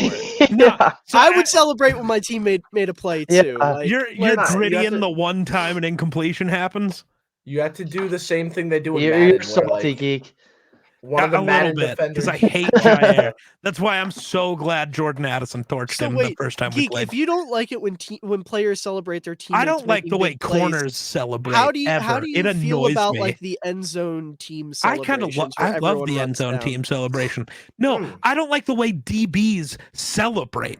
They like have nothing to do with the play and then celebrate like they just won the Super yeah, Bowl. but I It think- annoys me. I think at this point everybody knows that's a Oh, thing, and I I want to do, think that like but, every like, DB is in on the joke and knows Certain just how to do players that just He's a fun Jair just hater. no, I'm a Jair No- hater. no and Listen, I will stand by Jair, that. he might be a fun hater, but he's also a fun player to hate. That's fair. I think Yeah. Jair is just one of those guys that is made He's a to be villain. a villain. Exactly. So he's like cornerback Kadarius Toney because everyone Yes. loves hating. Except Kadarius he's Toney. good. Except Fair point. You I said just bought you a said Kadarius that Toney this jersey. is Jake's favorite player. What am I supposed to do to like take his place? Like, no, grr, fuck, not my boy. Jake wouldn't. Don't curse. Jake's Yeah, not Jake cursing. doesn't curse. He Frick. refuses to. He Frick. is the Kirk Cousins No, of this see, podcast. No, Jake would just be like, "Oh, what's he supposed to do? What's he supposed to do? Just stand there? Yeah, just stand there. I don't know. Make a Oh, play. how yourself. how do it dare Madden. he celebrate? Yeah, fuck That's that how guy. Jake would respond. He's Okay. right. wants them- He's he wants spit. them Imaginary Jake is spitting right now. Even if he's spitting, He's- let me hate on a hateable player. He wants Right. them to do Okay. what they do in Madden. I where, will like, fully acknowledge that it's a bad faith hatred that Oh, I would not have if he absolutely. played for any other team. If Jair Eh. Alexander was on any team outside of the NFC North, I would not care. For me, I'd probably still hate him because he would still talk about Justin Jefferson the same way. Well, I wouldn't So, have that connection. right. I literally only hate Jair Alexander because he's a Packer and he's That's a big part of it. vocal Packer. Yeah. I will fully. we gotta get acknowledge some that. games here. We I'm a gotta. hater. Yeah. Here, Jackson, talk about your surely, favorite team. I'll run the show real quick. I was gonna say, surely there can't be too much to say about the Seahawks and Titans. Why was Well, it close? another Geno Smith comeback from behind. And I'll tell you why it was close. A, the offensive line cannot block, and B, Real. the defense had awful run defense, and so Seattle's offense just couldn't get onto the field. Like, So they were the Seahawks. What happened to the Seahawks O line? in the last year. between injury deplete, like we've started, I think it's like 9 different combinations of Rookie numbers. offensive linemen, That'll like do it. in each game. Like, yeah, just Yeah. a ton of injury depletion. Charles Cross like has his moments, but man, there are some bad I losses was out of gonna say, did he fall off a cliff this year? any like wide 9 edge rusher, dude. He lost a 1-on-1 to Kyle Van Noy earlier in the year. Oh, it's so Oh over. no! Like, Oh yeah, no! like no, Abe Lucas is far and away the best offensive lineman on the team. The interior line is played pretty poorly. But you know, it wasn't like a concerning win per se, because like the issues are mainly injury related with the team, but yeah, a lot closer than it should have been for sure. Shout out to Tennessee for playing a tough football game here. Yeah, dude. I mean, Real like football. I think it's important to give them their credit here. As much as you want to trash Seattle, and you're right, but the truth is, like, Tennessee made some plays in this game, and you know, it's tough to defend the Derrick Henry hot pass RPO. It is. We were It talking is. about this. That's a tough one. Yeah, I think it is an also, RPO. It looks Chig like one. bullied. Are you talking about the one where Henry threw it? Yeah, that's what I mean. Yeah, It looks like yeah. an RPO because it looks like It he's technically running is, I and think. he's staring at the tight end. Yeah, and And he has if the the- option to, yeah. yeah. If the tight end's covered, he'll I just hate bucket it calling up. that an RPO, It though. looks like one. I The love Tebow it. play. It's They're a just doing the wildcat Tebow play. RPO. You got to give it to It's him. not Wildcat. He's Ronnie Brown. Just give It's him his not- credit. He's Ronnie Brown. The funny thing is, it's not Wildcat. It's off a handoff, which makes Yeah, it no, No. It's the Tebow Yeah. play off a handoff. It's hilarious. There you It's, go. it's a run. It's a RRPO. My Yeah, new our narrative. RPO. My new narrative. Can someone explain to me why Tannehill had 2 carries for 37 yards? Because he's still athletic Because and he's will always be the been an starter for the athlete. Denver Broncos. I know he's yeah. okay. Texas A&M former wide receiver. I was right gonna there. say he was athletic. I just didn't know Tannehill still had juice. No, he I just thought he ran out. Juice. he had a couple plays where the pocket broke down and just like turned the corner up the sideline and just like wasn't stopped. Something Like about I these- mean, he wasn't Lamar or Fields out there, but He's like like the one you Kurt give him open touchdown field, last he's year. gonna create yardage. Yeah.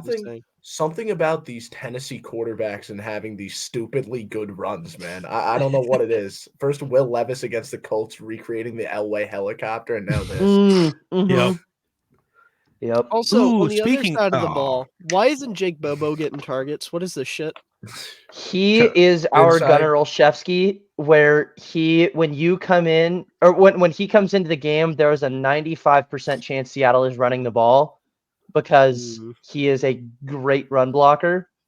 And he, like, as good of a player as he is, the dude ran a 4.99 40. Sounds like my type of Hence receiver. being undrafted. Could Yes. have been a 5. So Bill Belichick, chill out. there's certainly some limitations in his route tree. A If I do say 4.99 so white myself. boy receiver that can block. I'll give him a lifetime contract right now to be there. That's a That's Miller my football type type of of player right there. That he is the fullback of The, wide the receivers. definition of sneaky athletic. Mhm. It could have been a I 5. hate it here.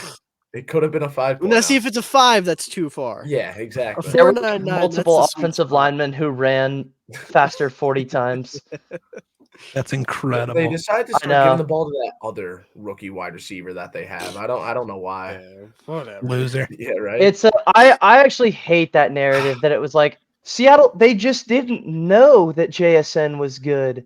Like the whole reason that he wasn't getting the ball the first like 6 weeks of the season is because game 1, Charles Cross and Abe Lucas go down against the Rams. And so Seattle is running a ton of like 12 and 13 personnel. And when you're the wide receiver 3, like it's hard to get some playing time when you're running that many heavy tight end sets and being really See, explosive. No. If he was No. that good, they'd simply put him at tight end. No, see, it was You could put because Jake Bobo at in tight end. practice, Real. I gotta spit this narrative because everyone's mad at me. Because I was like, do I buy a JSN jersey or a Kobe Bryant jersey? I picked Kobe Bryant. Why? That's on you, dude. No, that's great. I love Kobe Bryant. My It's on guy. you, dude. No, see, the thing, Kobe Bryant has been locking down JSN in practice all year, and that's why Seattle wasn't giving him his flowers. Because the best corner in college football 2 years ago, whatever, it got him. No, you guys Remember, are he both won wrong. the corner award the year Sauce. The Seahawks didn't guy. scout JSN at all. They didn't watch any They Ohio didn't State know. film. They thought his They had name was no cool and idea. just brought him into the Exactly. building. See, And that's then evidence 6 weeks by- into the season, they found out, wait, he's actually kind of good. Yeah, that's And why see, they and got then his they name started wrong in giving the him the Right, card. they called him Yeah. Jackson Jigbo in draft night. Yeah. They didn't even know his I name. I broke didn't know Smith was there. I thought he was actually talking about like Lakers Kobe Bryant. No, there's Oh my a God. corner on the Jesus. Yeah, no, I know. Seahawks Ugh. corner Kobe Bryant. yeah. I didn't locking him up recognize that. from beyond the grave. Yes, I No, thought that's what he meant. Practice. I See, thought so that's what he meant. I got Kobe no, Bean Bryant would golly. come back from beyond the grave to do literally anything, and he decided to torment an NFL football player. Yeah, no, I bought a Not spend time throwback with his Kobe kids, Bryant not jersey. go to a Lakers game, not least it's a fix the throwback. Lakers. Just go lock down JSN. And Also, practice. since I when was is just- Kobe Bryant a safety? I don't like that. That was pre this offseason when the cornerback depth got good enough to where like if he's staying around, they've kind of got to get into his toolbox a little bit. Gotcha. So And then Tariq officially, yeah. Woolen- But like the Tariq rule Woolen is not that much different. Yeah. Fair. Oh my God. Well, I mean, he never But made a was good game-winning at it. tackle. He made He a game-winning did. tackle in this game, which The is insane. to think about. the That's benching insanely was ironic. less of Woolen is like a net negative for this team and more of he's certainly better in coverage than Mike Jackson, but like for the second year, 5th round rookie, like it's time to teach him a little bit of a lesson here and show like you're not going to get playing time if you don't contribute in the run game. And it's Woolen's doing insanely better. That's all I'm ironic. hearing. It's insanely ironic. He's that gonna have an Tariq Ayuk Woolen- run. It's Oh my insanely God. ironic that Tariq Woolen made the game-winning tackle here. I mean, Yeah. it shows I he's I don't learning. think it's but ironic. I think that's And just injured learning himself on the lesson. game-winning tackle. Oh, So, he did. That's tough. Yeah. I don't think he's going to be out this week, but I'm hoping it doesn't hurt his confidence going forward after the Right. improvement we've seen in that area.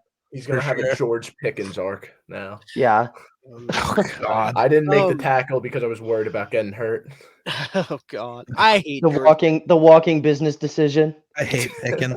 The walking. He's just gonna become Eddie Jackson. I tried Yeah. to segue to this game. I'm forcing us along because Okay. Yeah, Okay. Colts, Falcons. Does this game matter? No, but let's talk. about it Heineke's anyway. going to try to pull his bullshit though and sneak the Falcons into the playoffs, saving Arthur Smith's job, Zach Harrison had 2 sacks. That's all I care about. which is Moving going on. to turn me into the biggest Heineke hater after I was the biggest Heineke truther in the world. Falcons gave the ball to Unfortunate. Bijan. That's very nice.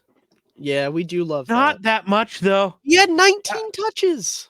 Well, yeah, but Tyler Algier and Cordell Patterson combined for just as many, so I don't. I Oh, don't. no, how Algier dare still It's just deserves like stepped in the some right touch. way.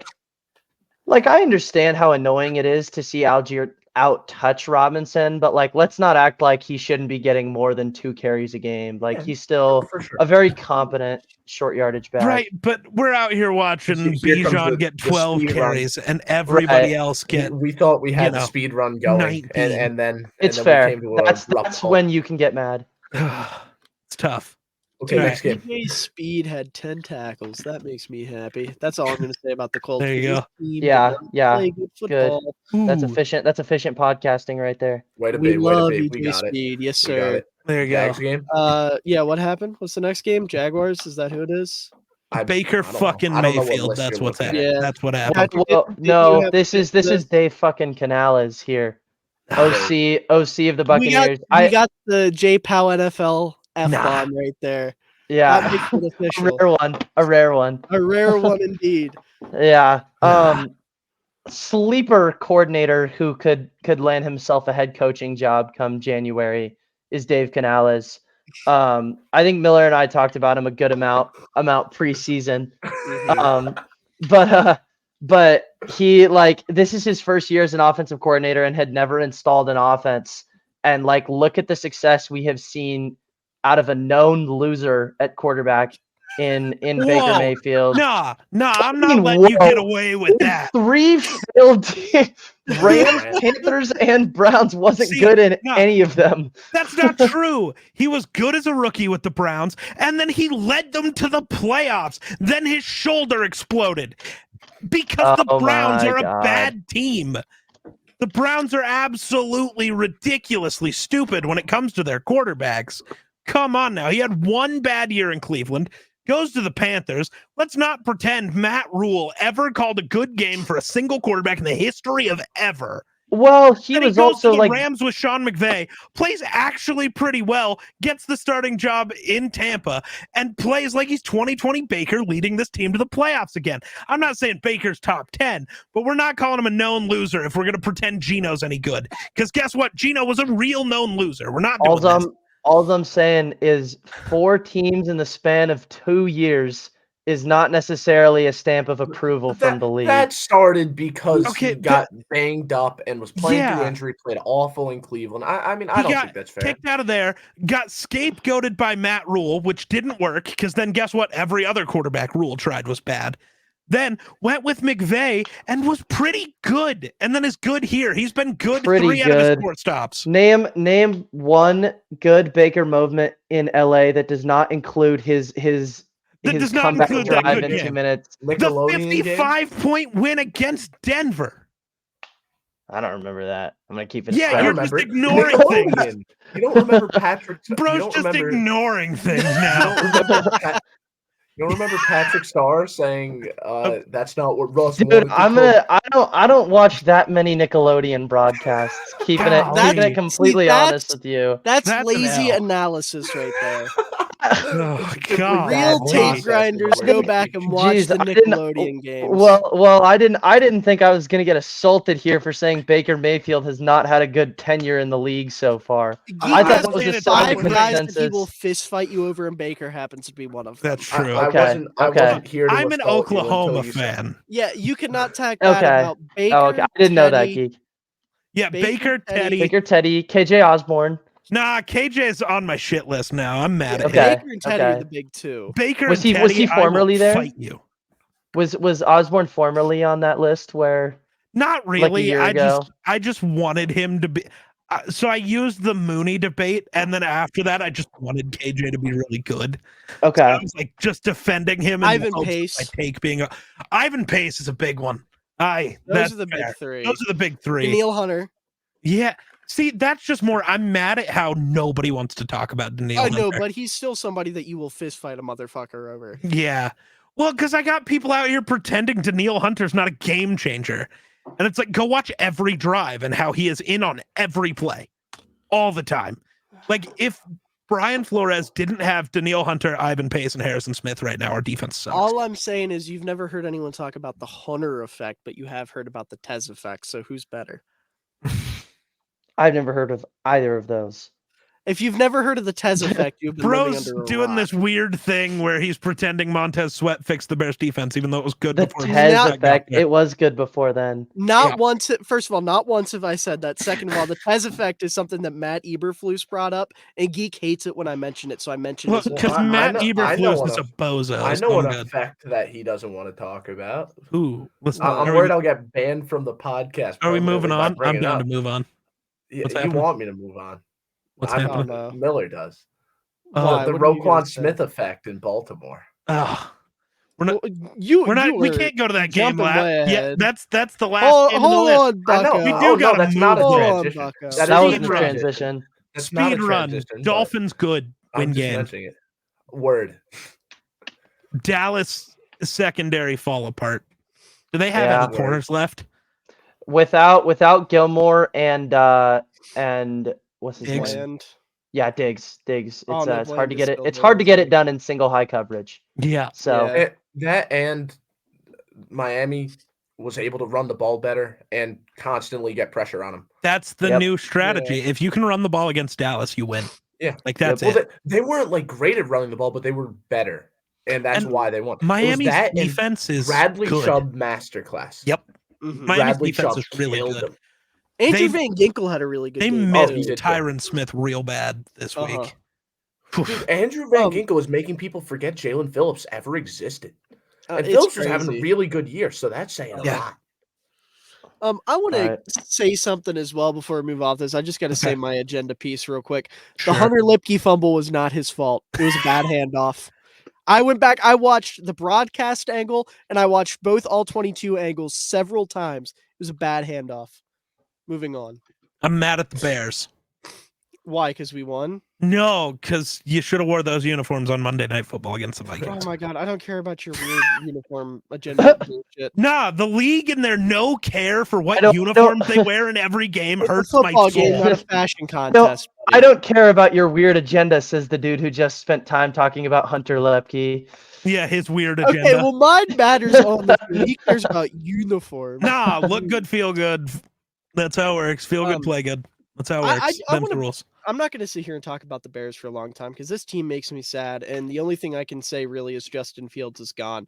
But Jackson, I want to ask you about something real quick because we had this conversation very early on in the season. Have you looked at the Bears defense at all since like the first 2 weeks?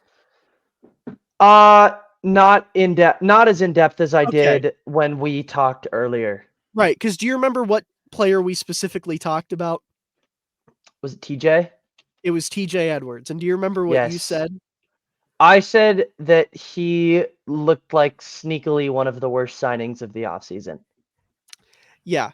And at that point, it may have been true because truthfully, I still haven't gone back and watched the first 2 weeks because I don't back myself to that Packers game. But since the Bears defense has taken this step up, TJ Edwards has looked like one of the 5 best linebackers in football. Yeah. It's been absolutely insane, his turnaround. You know what it is, Miller? The Allen Williams situation has been the best thing for Bears football in a long time. Yeah, because schematically it was so clearly wrong what they were doing on both sides of the ball. No. So I mean, I've ranted about it on here in depth, so I won't get too into it. But you were running a crazy conservative cover 2, Tampa 2 zone defense with man corners and no defensive line that's going to get any pressure whatsoever. And then, like you said, as soon as Allen Williams was gone, Eberflus picked up the tempo a little bit. It changed into more of almost, I don't want to say Gus Bradley cover 3 necessarily, but not too dissimilar from that. And it's gotten a lot more aggressive. And that's done wonders. But the big thing is there's actual chemistry on the field defensively now. All parts of the defense are working as a unit, because in the very beginning of the season, every unit from front to back was a mess. They had no idea what they were doing together. There was no chemistry. Nobody knew where they needed to be. And a lot of that was because a lot of these guys didn't play that much during the preseason to be able to get situated and figure out where they needed to be. And there's so many new faces, and it was just awful. But now that everything's clicking, even Tremaine Edmonds, who people gave a lot of shit to early in the season, has been playing awesome. Obviously, the secondary has been great. The defensive line has been much improved. Montez Sweat ate Paris Johnson alive this whole game. He had a rough outing. Kyler Murray was not able. I think I caused that. Very long. I'm taking credit. After saying, nah, we're getting a Paris Johnson Jr. legacy game. I caused this. For reference, last week, I was talking about a tweet I saw right before we recorded. And it was Montez Sweat had a sack in each of his past 4 games, and Paris Johnson had let up at least 1 sack in each of his last 5. So I said it was the unstoppable force meets the movable object. And Montez I was like, nah, legacy game, bro. It's not going to happen. Legacy game. If that's the legacy, that's not good. But yeah, this game, I don't even want to talk about the offense because DJ Moore was playing hurt. Cole Kmet was out after the first half. He fucked up his knee, even though he put up a career high in yards in the first half, which was incredible. It was just rough. And then Fields threw a really bad pick. Should have thrown 2 picks. The other one got dropped. He's done. That's all I know. That's my only takeaway from this game offensively is he's gone. Yeah. And it sucks, but I still hate it. You're such a loser for rooting on my downfall. Really. See, and then there's me. The only thing, I'm just mad because Chicago fucked up my quarterback, and I'm mad about it. Trading up to get Fields instead of the Vikings. The guy who in college ran in a one-read offense couldn't execute or couldn't translate to the NFL. Surely that's the team's fault. Yes.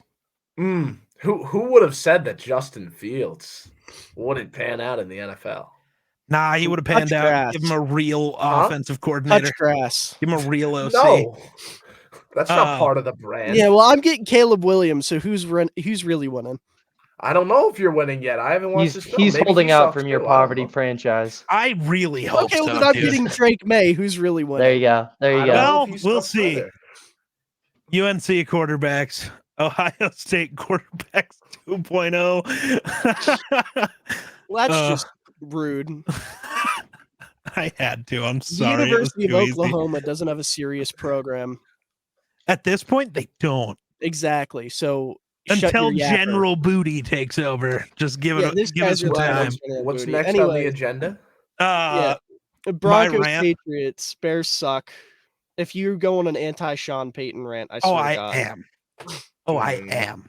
No. Russ, I'm gonna let you guys talk whatever you want. Are you taking the Russ side on this? Knowledge from this guy. Not really. Taking the Russ? Okay. But that's why I got worried about. To a slight degree, I'm not saying Russ has been great, but scapegoating Russ because of the last 2 weeks when Sean Payton as a coach watched his team score touchdowns, looked at the monitor, didn't challenge them, then didn't call a play into Russ.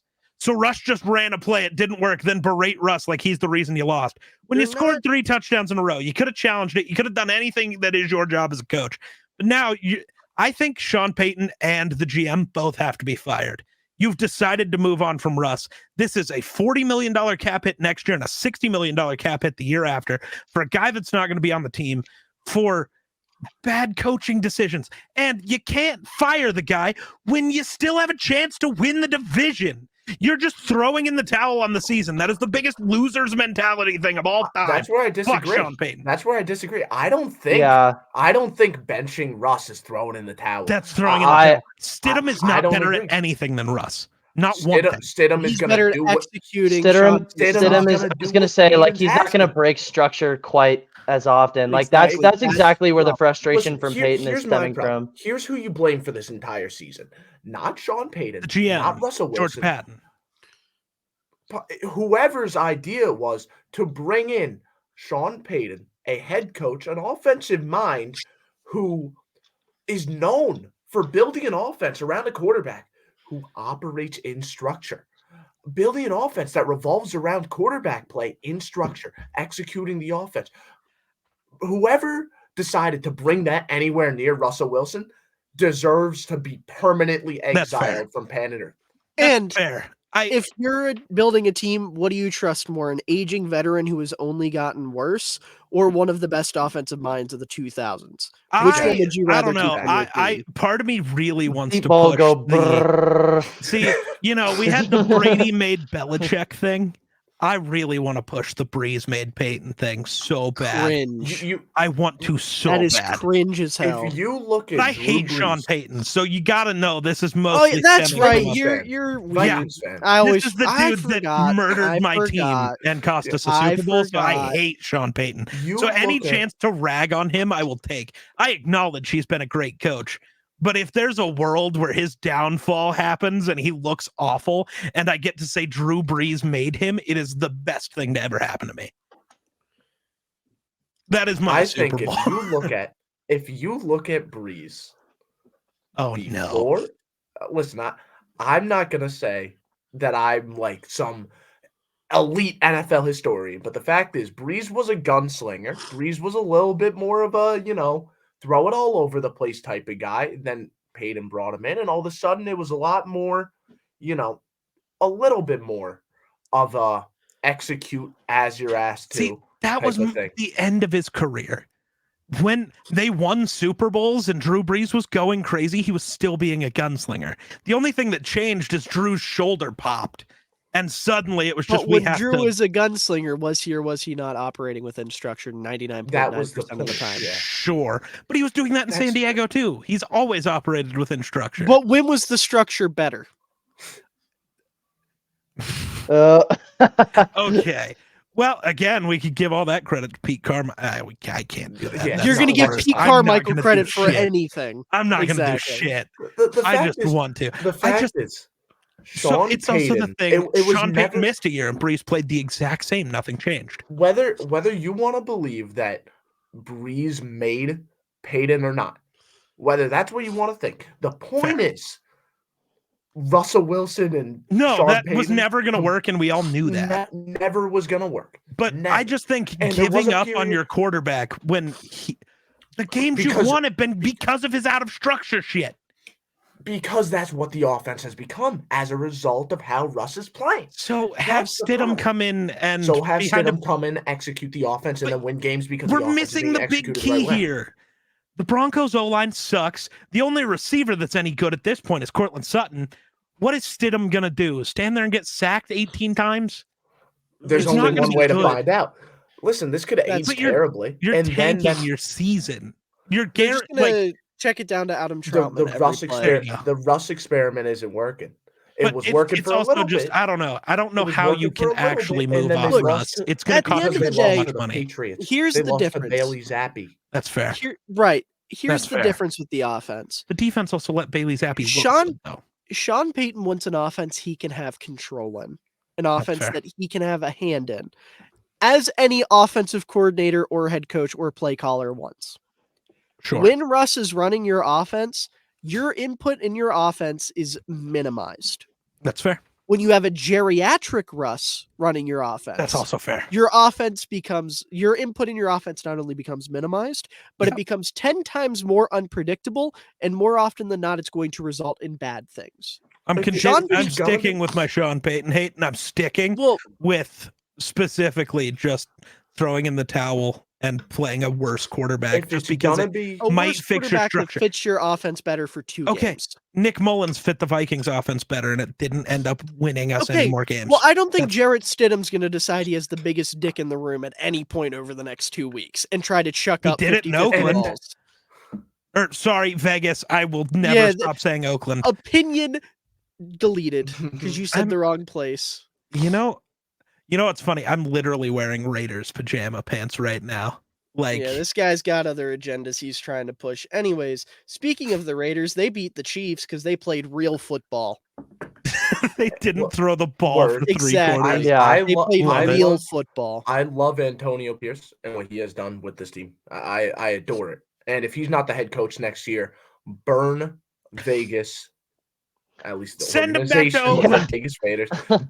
Burn that entire facility. I'm to the here ground. for burning the city. Vegas kind of sucks. Me- I don't know if you've ever Patrick- been there. It's not good. Patrick and I actually think had like really good conversation about Pierce on his episode and how he's like kind of bringing the Raiders kind of violent aura back The Raider to their franchise, right? Where it's like you kind of have this sort of boring, like unenthusiastic brand of football under Josh McDaniels, and that's just not the case anymore. Mhm. They play a lot better when they're playing with emotion and ego, and that's clearly much more the case under Pierce. If I were the owner, I would be willing to give him a Yeah. pretty solid contract as a head Dude, the coach. Raiders are supposed to be the villains. In Yeah, no world are right. the Raiders supposed to have Right. a clean image, a happy image, which is another reason why I think Justin Fields will be a great fit for the Raiders. Not that he's like a villain, but like the Justin Field revenge arc where he goes Yeah. into his kind of corny Russell Wilson, no more Mr. Nice Guy, and comes out and just fucking starts slinging it. That'd be crazy. But I'm no, here like for it.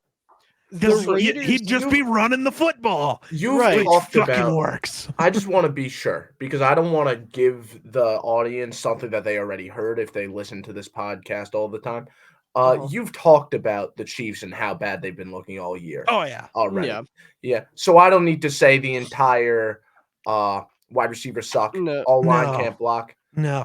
I still think the As main long as we're culprit not- is Bieniemy being gone. I just that wanna is point not what I out. thought you were gonna say. I It's thought you were gonna be funny the you weird mentioned Swifty offensive people, coordinator. and I was Because- gonna scream. The Chiefs just had the fucking Grim Reaper show up to one of their press conferences. Matt Nagy. Matt Nagy was talking, and they asked him what the problems were with the Chiefs. And he said something to the effect of, well, you have to start looking at the whys. The amount of times I've heard this man say we need to look for the whys, and we need to figure out the whys, is beyond me. This is that it's Matt Nagy's default answer when he doesn't know how to deflect blame in a serious way. When he doesn't want to take accountability, he always brings up the whys. And the moment you hear about the whys, you're fucked as a franchise. He started talking about the whys in 2019 in Chicago. And from 2019 onward, the Bears have been shit. You So look now at it. it's like the Grim Reaper showing up in Kansas City. They are fucked until he is off that The team. Grim Reaper was trusting any of the wide receivers on their roster to be a wide receiver one. Okay, fine. Well, they were expecting Kelsey to be the one, but him getting hurt and then Well, not fully hold on. healing. Kelsey's from also that. just older. I You're think trusting a if you- 34-year-old tight end who kind of relies on his ability to make plays to continue doing that at 35. I That's think tough. if you look at what the team was last year, and I know people are going to act like, oh, they lost Juju. Guys, they lost Juju Smith-Schuster, who's the wide receiver. Juju would Yeah. be by far the best receiver on this roster, and it Sure, wouldn't be close. maybe. But he's like, is he even in the top 3 receivers in New Yeah, England? I mean, absolutely. Okay, fine. But he was on the bench at one point, so there He was a was point where injured. he missed time due to fine. injury. He was coming off injury. Okay, sure. Come Okay. on. No, but when he came back from injury, he still rode the bench. Maybe it was because he was coming back from injury. Yeah, I think it was a big injury, so. That's probably why. Okay, fine. But let's not act like Juju is the big difference here. Come on. But that's the thing. Mahomes doesn't need Tyreek Hill and T. Higgins. He doesn't. He just needs competent receivers. And I think he doesn't have a single one. Rasheed Rice is competent. He's fine. It's not enough. But also That's learn still to not catch enough. the ball. No, I it's think- not enough at all. But I just needed to throw Rasheed Rice them prop looking in there. I this have to bad atone for isn't my because they sins. lost Juju Smith-Schuster. No, it's because they Alright. just don't have any competent receiving It's game. because they don't have what they had last year. This is the point that I'm trying to make. What did they have last year? They had a scheme that allowed Sky Moore to get open. They had a scheme that allowed. See, but that's the thing. These guys are open. They just can't catch. Yeah. Well, sometimes, but there's also a lot of times. Look, where you Rasheed watch Rice the ultimate drops game. 3 a game. Yeah, Sky Moore I'm- drops 4 a game. Kadarius drops every pass. If you watch the ever. All-22, if you watch the All-22 angle and compare how many snaps you feel comfortable with the receivers and how open they are last year, and then look at it this year, it's very different. I And it's think not part of because that- Juju Smith is there. It's But that- because Eric Bieniemy was think that- scheming people open. But that's not 100% true. Eric Bieniemy wasn't the play caller, and it wasn't his offense. It's still Well- Andy Reid's well, offense. For whatever reason, Okay, things looked a because lot better when with the Travis guys that weren't Kelce Juju. Can't be magically open all the time, and you don't have another receiver. Teams don't have to focus on a single receiver. They don't have to be like, well, if we stop Juju, whatever. There's no focus. They can just be like, let's just cover guys. And Sky Moore has never been able to get open. But now guess what? Sky Moore's getting the number 1 corner on his side all the I time. agree. that Kadarius the Toney's now Kelce- on the number 2 corner instead of the number 4. And Kelsey isn't that guy anymore. That's the big difference. I agree. It's not that that's Bieniemy. huge. Bieniemy's I great, think Bieniemy, but like I think he wasn't the play caller. He didn't design the even if offense. He didn't whatever scheme he anything. whatever he contributed, Maybe he made them catch gooder. Maybe that whatever was it. he can. Well, no, I think if you look at how open the guys are getting, whatever he contributed, whether it was play designs, route concepts, I don't know, what have you, whatever it was, it clearly elevated the play calling, the concept Sure. being ran in some way, shape, or form. And I think if you watch the film, you would, and then just- compare it from one. See, now I got to go back and season. look at how maybe we are downplaying Juju's impact. I don't know. Let Maybe me we are. simplify this. Let, Huh. let me simplify this just to for the sake of the argument so we can move on. Yeah. In any context, going from Eric Bieniemy to Matt Nagy, no matter what their Yeah, that's impact fair, was, actually, what their yeah. role was, going from Bieniemy to Nagy is a massive downgrade. Yeah, that's valid. Matt Nagy should not be seriously employed by the NFL. No. Blank period. Although Matt Nagy yes, is the offensive Ed Donatel. the Kelsey downfall is definitely a thing. I also heard another theory some people throw around, and this is the last thing I want to say before we move on. I'm sorry for dragging out this specific discussion. No, this But- is a valid game to No, play. this is valid. With the Chiefs, what was going on inside that locker room, people that are aware of how that organization was being ran, Bieniemy acted as more of an enforcer in that locker room. Reed was more of like the good cop. Bieniemy was supposed to be the bad cop. And that's why maybe you're seeing players not playing as well. Cough, cough, Travis Kelce, cough, cough. Marquez Valdes-Scantling wasn't dropping as many balls last year. Fair. I mean, that's a theory I'm seeing a lot of people throw around. I don't know. I'm not in that locker room. That would make sense because Matt Nagy can't be that. Yeah, exactly. No, Matt Nagy. At least you can respect EB. Yeah, the only player I've ever heard of Matt Nagy being aggressive towards or rude towards is Mitch Trubisky. And even then that didn't work. That just gave Mitch Trubisky more the effect of like having a rude stepdad than anything. It might have just hurt Mitch in every way, Matt Nagy's existence. So also, I think we're overlooking the real kicker here. It's Michael the fact Burton. that no, I thought that's what he was going to say. No, yes, but I meant for this specific game, Cole Fotheringham had a 1 yard or had a 1 catch for 6 yards for the Raiders. Who? If Cole was that one random Fotheringham, tight end I thought was generated by the Madden. Yeah, if Cole Fotheringham catches a pass, it's over. I remember seeing Jack Jones is just the most Raiders player ever. That's what. Yeah, that's a really good take. Antonio Pierce since high school. I really want to hope that Jack Jones, the broadcast cut out right before Jack Jones actually gave that kid the ball. Well, yeah, because didn't you hear him talk about it? He pulled it away because some guy reached down to try to steal it from the kid. When you get the zoomed in angle, you can cut. actually see some guy trying to take it. Yeah, I think it's so much better though if he just was like, "No, fuck you." He was doing and then, haha, and gotcha. I was just like, I love love real it. football All the right people, there. all the people. That's the game that I love. Yes, all the people. He might have ruined that kid's day. It's like, bro, he's sitting front row at a Chiefs game on Christmas. I think he'll be fine. He's playing the game the right way. Absolutely. That's not a fan of the Raiders. A Raider way, damn it. That is That's the If that was Raiders a way. Raiders fan, it's a different Hard-nosed story. football. Behind Jakob Johnson, that's real football. That's how you play the game. Speaking of, no, they don't play the game the right way. The Eagles and the Giants are both teams that exist, unfortunately. Tyrod Taylor is back. Simply. No, I could put this game really simply. Okay, go for it. Raiders offense just came out there, just wasn't even trying first and second down constantly. And then third down, they were like, oh shit, we have to the Raiders offense? Did I say sorry? Yeah.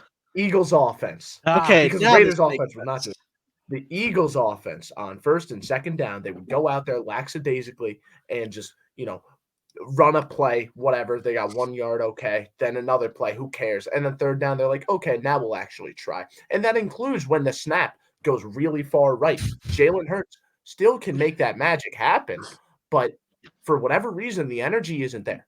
The energy, it's a very clear. It's normally really hard for fans that don't have any touch in the locker room, don't have any input from the locker room to tell when a team is just lacking that energy. You could tell with this Philly. Yeah. Dude, Philly needs a new OC. I think yesterday. the biggest thing they're really schematically basic. Yes. I actually think the biggest thing that Philly is lacking is the ability to run the ball, because you look at the offense last year, they built everything off of what they were able to do with Miles Sanders and the zone option game.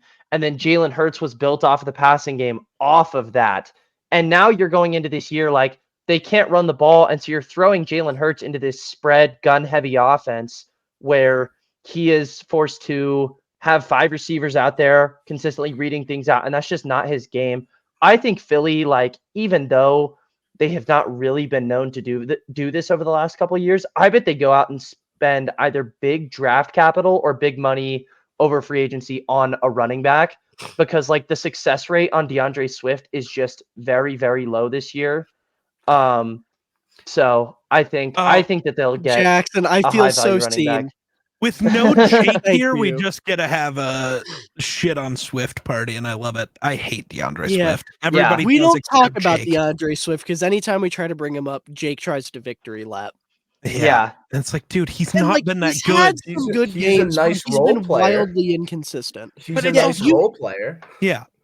I'll take him on third downs, catch a pass. You don't and then have that's a really true it. lead back Yeah. in Philadelphia's backfield, and that's hurting them immensely. They, like Jackson said, they just straight up have not run the ball this year nearly as well as they did. Well, And when your entire offensive identity is predicated on the back of running the football, your offense is going to start to fall apart. That on top of, is it Brian Johnson is their new offensive coordinator? I always forget his name because he's such a fucking NPC. When Brian Johnson can't fucking call the offense for shit and your secondary is beat to hell and back, you're just not going to be the same football team. And it's so aggressively apparent where the weaknesses lie with this Philly team, but nobody wants to talk about that. It's all just Jalen Hurts is bad at football now. And I hate it. I'm giving Hurts a huge pass this year, I Yep. think. And I don't even have quite the negative feeling towards Johnson that everyone else does, because like, you know, you want to talk about the whys, Miller. Like, why is it that they're not running the ball? Why is it that they're lining up in empty every other play on first down? It's because they can't run the damn ball. Like, this is where the success of their offense is coming from. Like, I think until they find a true rushing identity, I'm not willing to throw blame on the offensive coordinator because he's sort of bootstrapped in this situation. What's that Wisconsin kid? Is Josh Jacobs or Saquon Braylon Allen is an He is Eagle. I their was actually about savior. to say that, but I didn't know if anyone like knew anything more about I just him. know of him. I think Like, it's more Braylon fun Allen is to an Eagle. say Saquon is going to the Eagles. I think that's more There fun. you go. I think Saquon's a bear. you want to blame the running back. Okay, and Josh Jacobs is an Eagle. I know that it's hard to blame the OC sometimes, but I mean, it's hard to run the ball when you only use shotgun formation, and for some reason that's all they do. Not pistol, nothing like that.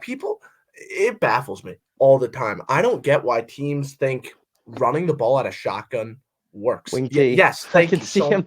Oh, okay. I didn't know Well, that. I was saying I for him. I was trying to do I was thinking more you were trying to draw the angles and how a running back's angle changes when you're running out of shotgun. It does. Yeah, running the ball out of out of shotgun, it doesn't work. Your base running game can't be out of shotgun unless you have a really good passing game, and their passing game isn't good enough for them to do that. Like, another thing. Hold on, Patrick, just to help your argument for a second. Last season, the Pittsburgh Steelers did this exact thing because they only wanted to play out of shotgun for Kenny Pickett. Mm-hmm. Do you know how they got, like, what their number one ran outside run play was? Because they couldn't split run zone. No. Oh, I guess that's not an outside run, but they ran so much split zone. I mean, they did, yeah, but their number one outside run play was jet sweeps. Oh yeah, because you literally cannot run out. You cannot run outside zone out of shotgun. Special. Yeah, you cannot run outside zone out of shotgun. It is physically impossible. Well, no, so it's possible. It's possible, but you are asking your running back to do the impossible every single time you do it. Yeah. You can throw that in occasionally, but run it as much as you would run like a flea flicker. Yeah, exactly. There you go. It's like so like 5 times a game if you're the Giants. Right.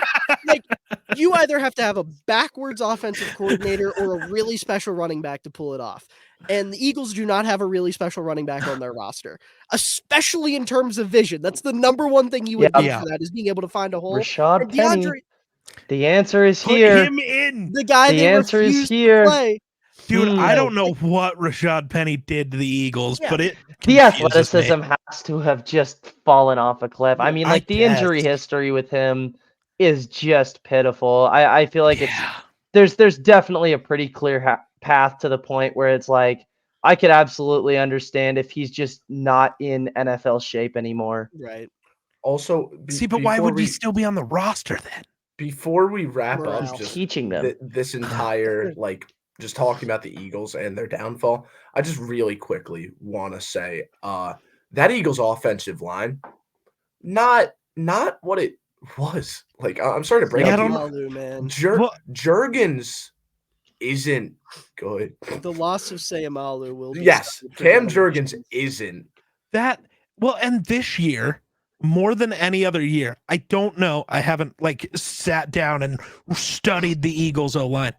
They're getting called for penalties constantly. They never have before. I don't know if the refs have changed how they called them or the Eagles are just trying to get away with some shit all the time. But For some of it, I think it's the refs changing the way they call things. It seems like the head nod thing is getting called all the time now. Yeah, I But was like gonna a say, weird amount of all the time. It's so like hit or miss, and it comes up weird It's times. stupid. if It's Jason stupid. Kelsey sneezes at the line of scrimmage, they're calling him for Yeah, it. Like it's when bad. it's Kelsey, it's if he twitches. What game was it where he got called for like 3 in one drive, and it was like a crucial potential I game think winning that drive? literally happened against the Giants. So it might have happen been. twice, but And it happened early in the season.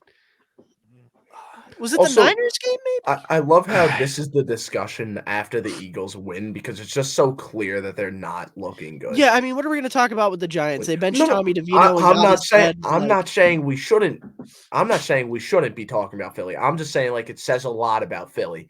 Yeah. And we're not the only show doing this. I listen to a Yeah, lot right. of podcasts, and everyone's main Yeah. takeaway from this game was Philly. What the hell is going on, man? Yeah, they shouldn't have kept it close. There's no world where this Philly team should keep it close to the Giants. It's A ridiculous. Giants team that wasn't playing well Right. in this game. Like they weren't. Like upsets happen, but a lot of the time when upsets happen, it's more because somebody on this the other bad team freaks this- out. Yeah, this bad team is playing well. Oh my goodness, what?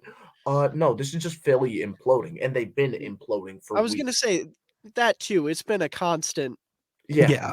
decline. But yeah, the only thing I have to say about the Giants is I'm really sad Tommy DeVito got exposed this quick. I wanted Tommy. I had this crazy He pipe still dream didn't that the play Giants that would bad. It fall in wasn't love with good, him. but it wasn't that bad. No, it's over. I know it's Italy Jover, has but it fallen, doesn't I'm need to be. afraid. It shouldn't be. He was Tommy intimidating DeVito. Daniel Jones too much. They had to bench him. That's fair. Mamma mia. Oh, good. All right. Now, oh god, this debate's gonna take another 20 minutes. Let's God. go. All right, I'm curious to see where you guys stand with this. So Geek Jake and I got into this on Twitter a little bit. The safety God. in this game. How do we feel about that getting called? I've been the, like, trying to ref- think. Yeah, Are you talking about the say like it. ref tackle one? Yes. Yeah. Yes. The one where Yeah. the ref stumbled backwards and fell. I and then get what Lamar are you tripped. supposed to do? You can't not call it. Exactly. But I don't like, know. Yeah. That's what dude, makes it but I hard. also hate this idea that, well, Chase Young was going to get him anyways. It's fucking Lamar. No, Stop that's pretending stupid. that was Yeah, a that's guarantee. stupid. That's Because stupid. all he had to do was flick it out of bounds, like far Right. enough. That's Yeah. the difference. On the opposite end of that, why is Lamar running 15 yards backward into his own end zone to begin with? Yeah. Well, That's because what it's Lamar Lamar does. Jackson. He could get away with I it. know, but how? Okay, fair, but you can't assume that he's going to get away with it. Yes, I Eventually, can. when you I've run seen it. 15 yards backwards into your own end zone, Have you're you gonna ever pay the watched price Lamar for play it. one time? Yeah. Okay, things Come on. happen. See, Listen, I okay, love the theory I don't care that the who ref you are. time Running traveled. backwards into your own end zone is inherently a stupid decision. Absolutely. If I'm not Mark saying it was a Jimmy smart Garoppolo- decision. I'm saying it's Lamar. Right. That's I it. know That's out of my every entire quarterback- argument is based on Lamar. Anybody else, I I don't get- care. Okay, I get that out of every quarterback ever, Lamar is the most likely to turn that into a positive play, or at least a neutral play. I was going to say I neutral is absolutely what I'm going acknowledge for. I absolutely acknowledge that. However, this was the argument Geek and I had.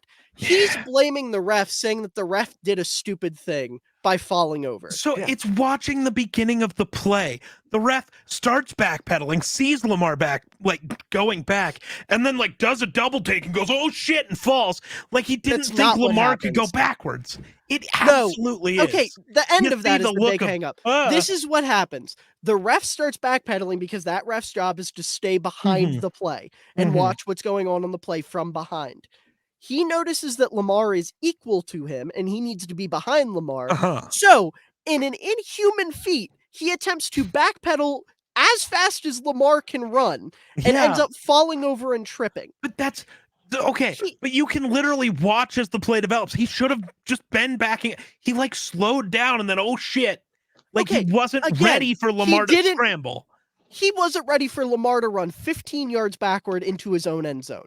Yeah, dude's never seen. Nobody in their See, right mind nah, is ready for I anyone to run believe the 15 guy on yards TikTok. backward into their own I end zone. believe the guy on TikTok. What did the guy on TikTok say? Did you not see this? I No. saw this. Every I team haven't that been on has TikTok. every team that has beaten the 49ers Oh, and the yeah, 49ers I saw, score yeah, I 17, did see the this. quarterback gets hurt the next game.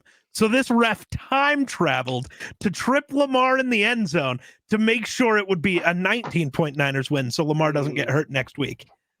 That's what it's about. I say we get all the refs like little hot air balloons so this never happens again. Dude, at this point, I think let's just use a booth because the refs on the field aren't good at their job and that's ever. The other thing here, like, and this isn't like this game. I mean, every game. Yeah. Fucking abolish the refs on the field and just go fully replay. This argument between Geek and I specifically goes deeper than just this. Yeah. Because every little thing that happens in every single game that Geek does not like, he blames on the refs. No, that's entirely not true. You blame the refs at every opportunity you get. Because every time they make a bad call, I'm sorry, if a single player in football did their job as bad as the refs do, they would be banned from the league. It's that simple. Wrong. Tim Boyle had a job this year. Well, when you're Aaron Mitch Rodgers, Trubisky is still buddy, employed. That one I can't explain. Mitch knows something that we don't. That's it. No, but like, it's this thing. You're pretending I say every bad play, I blame the refs. No, I just yell about every time the refs make a very obvious mistake. And it just so happens that you have 8 of them to yell about every single week. I'm not saying the refs are perfect, but yes, and I'm not saying the refs are I yell about like 2 things. You just get all annoyed by the fact that I'm yelling about these 2 things. Because they're always like the most obvious things ever, or things that like really don't matter. The safety could have mattered. That was a 5-point swing. Okay, that's safety again. I don't see how you can blame that. Yeah, I don't know ref. what you. I see how you can blame it on the ref. I don't know what you do different though. How do you? Yeah. What do you do? Replay the down? Right, it's a really hard situation, but yeah, like I don't know what you do. Lamar, like objectively speaking, he committed intentional grounding, so they just went with the rule. Well, I mean, based off the rule though, there's also this whole thing in the rule of unless the passer's ability to throw is being extremely affected. Or like adversely but how many times affected. when a guy's trying to throw the ball out as he's getting sacked, they call that's my point. That's my point. They call it all the time. But this one, you could use the adversely affected argument because nobody expected the ref to be there. You could have not called it by the rule. I haven't heard that argument until now. I think that's a really fair point. By the rule, you didn't. That have to I agree with. Yeah. But the only counter to that I have is they don't ever use it. No, never. They do. They do like that's just like if a quarterback gets hit when he's throwing, they do it a lot. I always anytime a quarterback. Okay, every single play where we look at it, was that a fumble or an incomplete pass? All of those are that rule. New argument. Yeah, new argument. Yeah, it was roughing the passer on the ref. There you go. So then you penalize the Niners for making a play? Yes. Yeah, that's what roughing the passer Fuck the defense, bro. Oh, that's right. My mistake. Sorry. I was thinking defense. in the real world. Yeah, no, fuck the defense, bro. Great point, Patrick. No, I try. It is the fact that by the rule you could have not called that is the only hang up I actually have, is because like we can't guarantee that would have been a positive play, but we can't guarantee it was a negative either. And so you use the scapegoat that is in the rule and just go, all right, incomplete pass. And I mean, I get that. Looking at it from that angle, absolutely. Yeah. But on the flip side of things, like I get it. It just annoyed me. And I like to have fun debates with Miller on Twitter because we both really know how to get under each other's skin, and it's fun. I love it when the 2 best teams in the league play against each other. And the main takeaway is, oh man, the ref. The ref in the first quarter on the second drive. You want to know what the main takeaway for me is from this game? And I know Jackson will agree with this. Oh. No. Kyle Hamilton's like the best safety in the league. God, yeah. Defensive player of the year. I can't push that agenda, unfortunately. Yeah, I'm not quite there. I think if you watch Mike McDaniels, if we refuse to have Danielle Hunter in that argument, I'm giving it to Kyle Hamilton. If you watch Mike McDonald's defense and just see the way he's moving around, and even the plays where he doesn't have a direct effect on the ball, where it's being thrown, whatever, just he's being used in ways I haven't seen. He's another prime player. Harrison Smith. And Patrick, I'm very glad you brought that up because as a counterpoint to your Roquan Smith effect earlier, I think the real benefactor for the Baltimore Ravens defense is Kyle Hamilton. I think he's This the most important player this on their year. But what I about the think end of going- last year? this year and going forward. I think he's the Yeah. most important player on their defense. Yeah. Okay, Okay. good. I'm glad we're on the same page. Yeah, I but like to shit at on the Roquan end of Smith. last year, the Roquan Smith effect was I a don't very care about legit the end of thing. last year because we Yeah, drafted still Jervon point- Dexter with that pick, end and of he's last year didn't incredible. matter. So don't Okay. care. It didn't Well, miss. I think I don't want to plug my stuff because that's mean, but No, No, go do ahead. it. We don't okay. care. Well, Go ahead. I'm gonna make a video on my YouTube channel, which I imagine you're gonna put a link to below. I would hope, unless you Surely. hate me. We which will maybe do he our does. best. We I will forget go to back. link Whenever you ourselves half the upload it, time. I'll go back. Okay, cool. I'm Message going us. to post a video doing like film analysis, all 22 film analysis on this Ravens defense and what they did to throw off San Fran. And not all of it is Kyle Hamilton hype tape, but in this venture of me collecting all 22 film to look at for this video, and also the all 22 film that I've looked at before this week, just to see how good this Ravens defense is, it is absurd. It is absurd the way he's being used in ways that the advanced analytics won't tell you. Yeah, no. In ways that stats won't tell you. That boy He knows. is Miller He will is going- understand the he's prime Harrison Smith already take. Like Miller gets it. He's seen a lot of Harry the Hitman. He's prime Harrison Smith, but more versatile.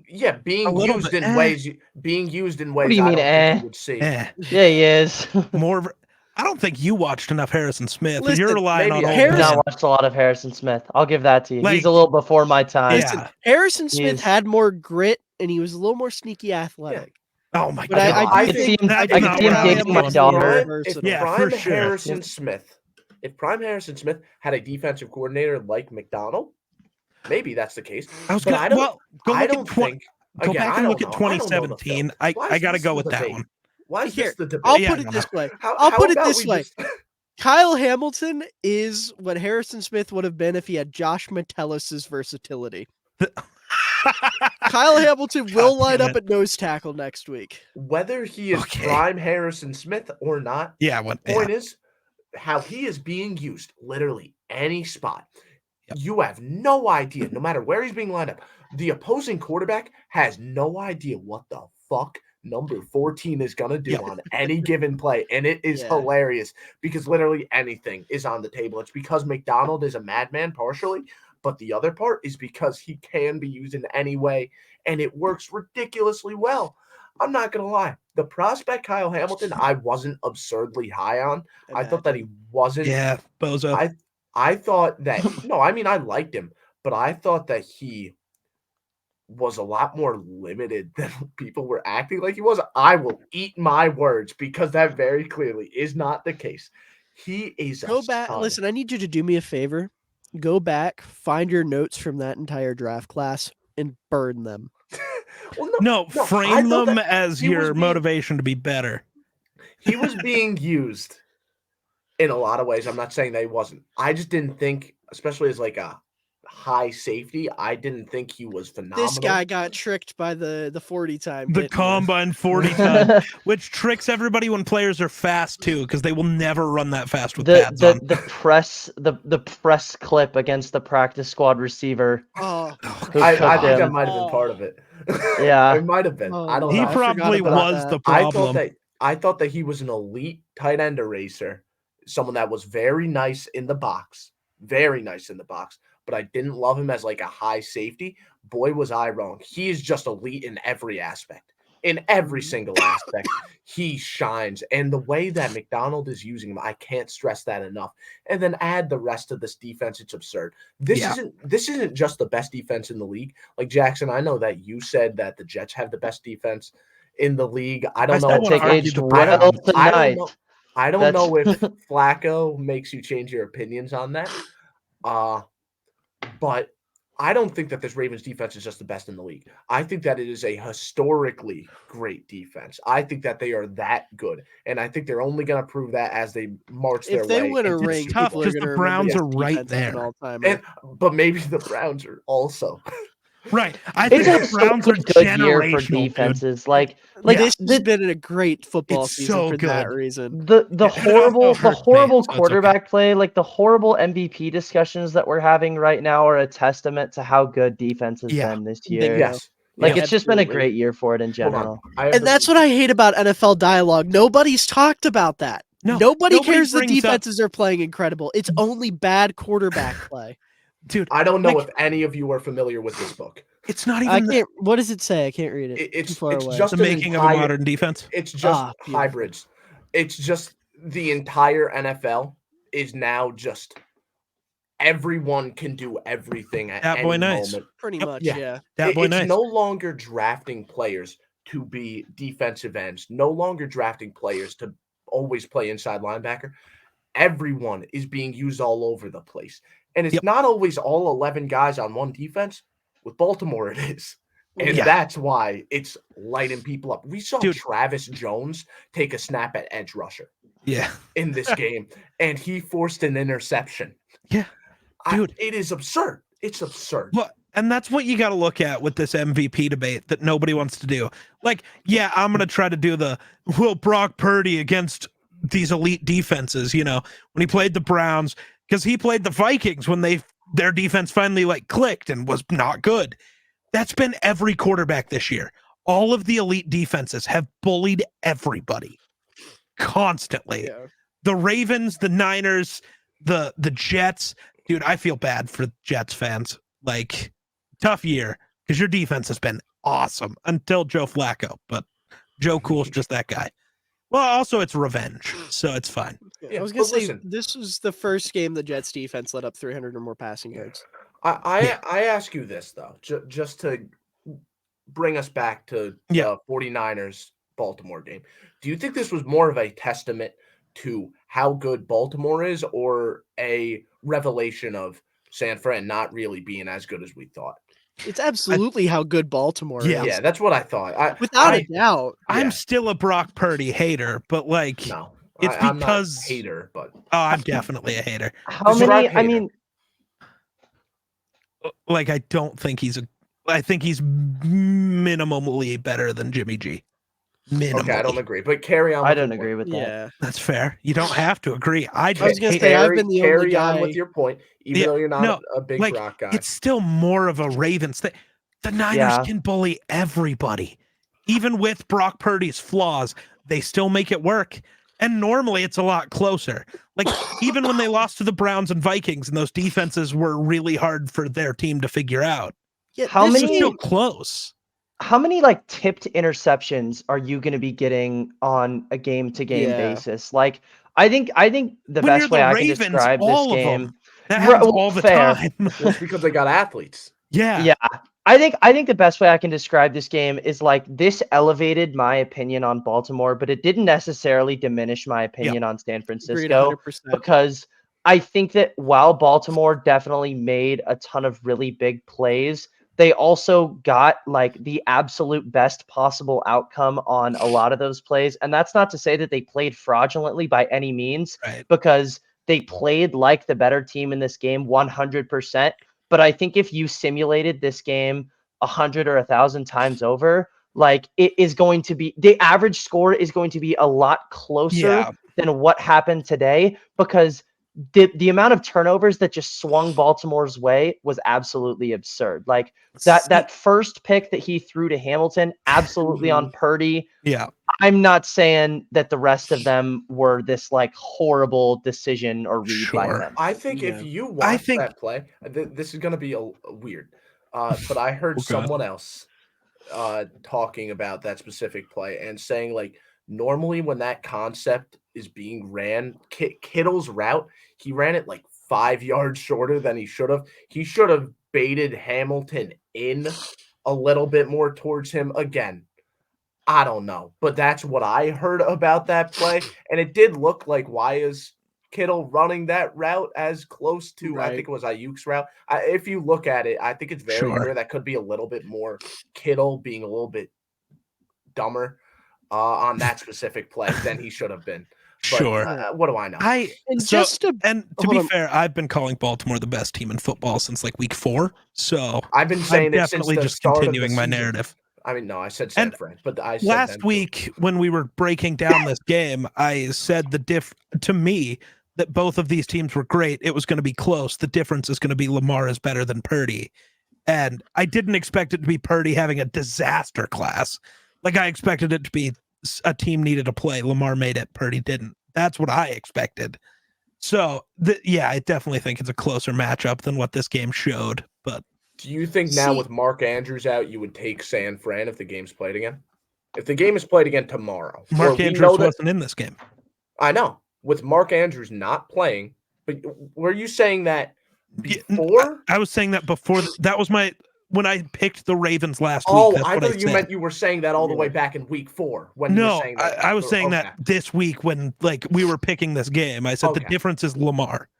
I want to say 2 things real quick. Yeah. First of all, just to back what Jackson was saying about this game would have been a hell of a lot closer if it weren't for, respectfully, a couple lucky balls getting batted Baltimore's way. The Niners still had 3 guys on offense go over 100 yards. Ayuk and Kittle both had over 100 yards receiving, and McCaffrey had 100 yards on the ground.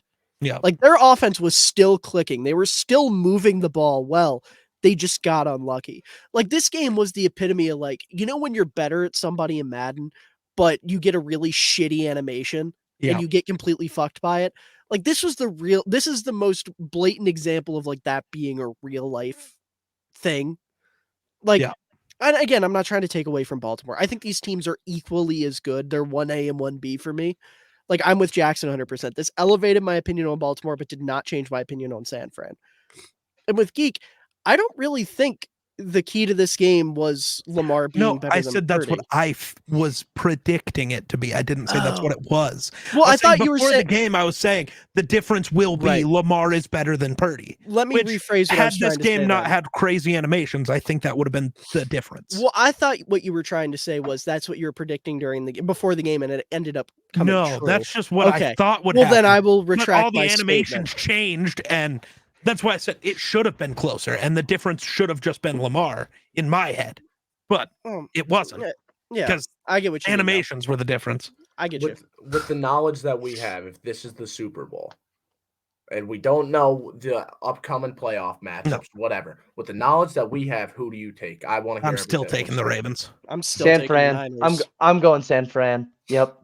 My opinion hasn't changed. I've said the Ravens were my Super Bowl favorite all year. Knowing Shanahan and the way he operates, I think if he was faced with this defense again, he would struggle a lot, or the Niners offense would struggle a lot less. I think he would be a lot more prepared for a lot of like the positionless football, and you're not going to see Purdy throw 4 picks again.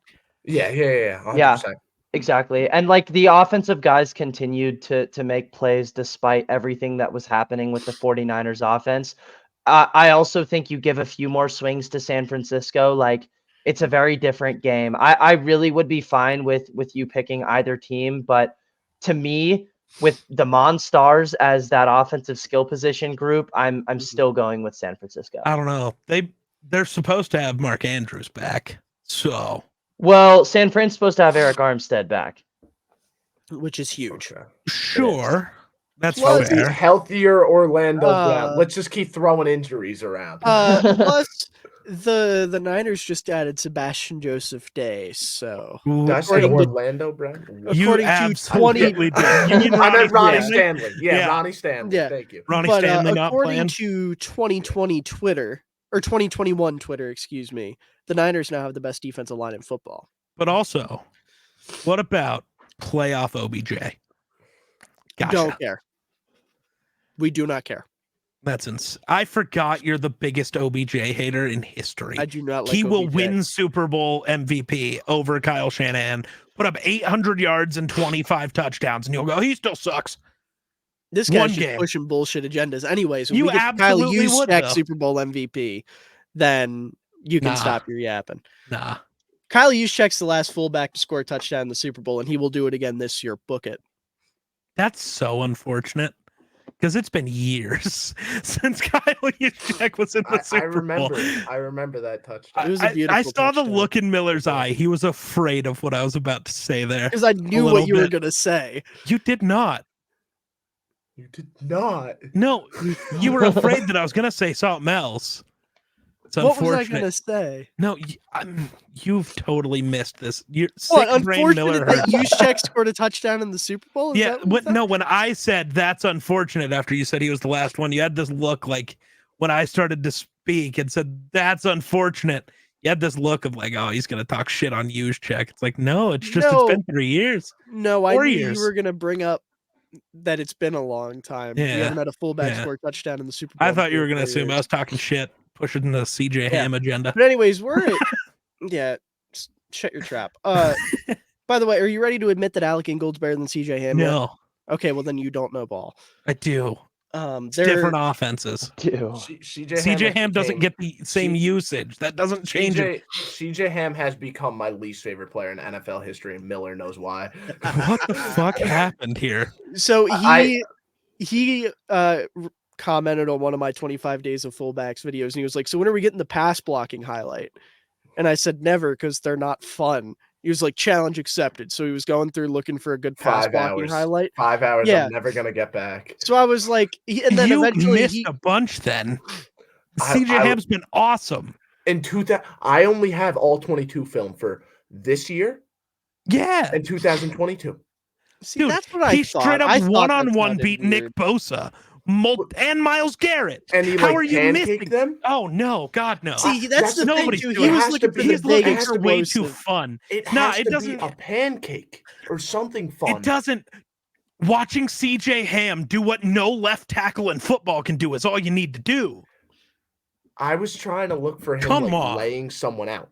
I was trying Well, to look there for are a someone- couple of those. It's just not as like fun as Miles CJ Garrett. Ham, I looked at for a decent amount of time. I watched more Adam Prentice film Well, that was a than mistake. anyone has ever. Yeah, that's a It- mistake. You should have never done that. You're gonna hear my process. I went full psycho mode in this. I looked up 21 and 22 personnel percentage ran over both I couldn't find it for this year, so I only used 2022, and I looked. You know, instead of looking it up, you could have just asked me, right? You know, you also could have just thought about, okay, CJ Ham, Kyle Juszczyk, But I can't use Kyle Juszczyk. Pat That's the thing. Ricard. I can't use Pat Juszczyk. Ricard then. can't I had use already used I Ricard. can't use Ricard either. Didn't So you do really- CJ Ham like day 4? Not for Yeah. blocking. Yeah, I Yeah, did. of 25 Days of Christmas. Oh, so that would have pissed me off. Okay, why did you let me look for CJ Ham film? He was I trying to wasn't sabotage it. thinking. You could have Okay. used CJ Ham a second time. He's the No, he goat. couldn't have. That Oh, no, absolutely he could couldn't have. CJ Ham would not have been my first choice for a Vikings fullback to use twice, and you know it.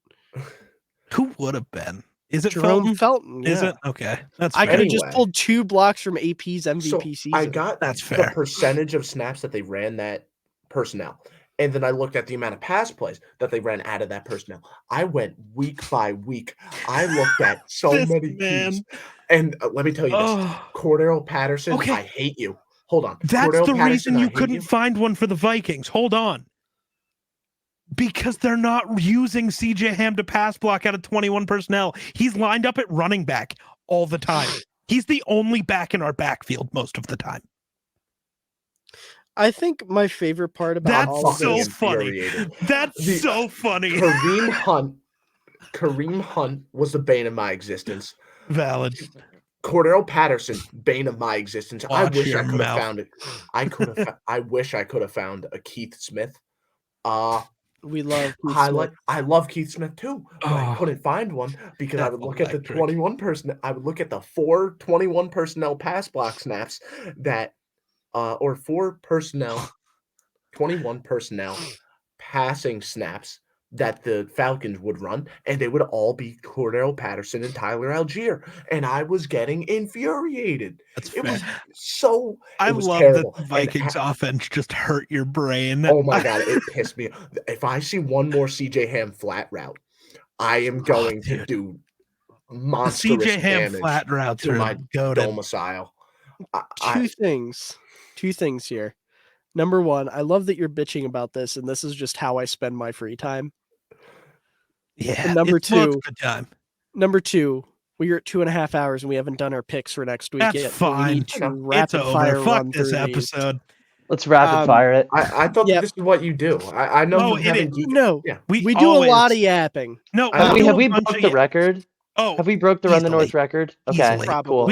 We've gone like 2 minutes over 2 hours before. That's Yeah. it. Okay. So Oh, really? Oh, Yeah. okay. We try to keep it bad. at Jake wants us to keep it at 2 hours. yeah. Me and Miller do our best to extend it because we like to argue and it's fun. I wish you would have told me this No, before we this started. doesn't is matter. way more fun. I would have No, tried without to do Jake his job. here, this is our show. Yeah. He's Okay, the I was owner, gonna- Yeah. I was gonna try he's and the like. host, which never makes sense. Me and Miller record. We can just keep recording. I don't understand why we let Yeah. him get away with this. I kicked him off the show once. That was funny. And I That- had that no was- idea. Oh, me and Jake had it planned. Jake was like, I'm tired. And I'm like, yo, I'm going to write this whole thing to kick you off the show. Miller sat there like playing with a little Millennium Falcon while me and Jake were screaming at each other. And then I kicked him out of the call. On camera in a hot minute. Oh, I have that. Yeah, It's still here. it was a good. Oh, I time. think I have That that. reminds me. I wanted to show this off. This is my favorite freaking Christmas gift I got. Look, my mom got me a fucking Peter B. Parker Funko Pop. W. Shit goes Cool. crazy. Oh, yeah. I got a Miller John didn't Elway react jersey to this that I'm on not going to be Twitter, able to wear so for playoffs. That's really, really exciting, isn't it? Miller didn't- What did you? I got a John Elway jersey that I'm not going to be able to wear for playoffs because the Broncos aren't going to make it. Going to be Valid. really upsetting. My niece painted me that. Oh, that's dope as hell. Yeah. Oh, sick. But anyways, running through Let's these get picks real quick. Yeah. I wish you told Real me that quick, you wanted. absolutely fine. not. Jets and Browns, we have proof in the Run the North group. I'm chat going that with the Geek and I were both Browns going here. Nah, Browns. you definitely picked the Jets. We don't No. want to hear your lies. No, Jackson. Listen, we're rewriting history here. Oh, No, okay. can you Jackson is the wait? world's Can biggest you just Browns can you fan. just insert the clip of him saying We the don't have Jets? time because this podcast I'll- has to be up in like 7 hours. Easy timestamp right now. 2 hours 30 minutes. All right. You're not Um, gonna do it. all He's at. If I was the one recording, I would do it. But I'll do I'm it. glad. I'll you do will? it. 2 hours Ooh, 30 minutes. okay. I'm gonna write it down. Send me what I need to put in. yeah, All you right. got to And I'll send the put it clip in. though. It's your You guys job. are assholes. Yeah, gotcha. Jackson, I'm sorry. Right. I'm putting This a is the reminder in my fate you phone. must suffer. There you go. All right, Gotta do it moving on tonight. from that. Lions and Cowboys. Cowboys. We've got It's the It's got to Cowboys. be a get right game, and the Lions defense I is should so probably not write this good. down since Jake isn't here to write. Oh, I them figured down. out we were just sending them in the group chat, but you should write yours down for sure. Oh, I can text you guys mine. Okay. I unfortunately, I'm not gonna have a cool animated picture for you guys. You know, That's that, fine. like I what can we send you use, a real life one. if Yeah, do you have the one of you holding the Okay. fish?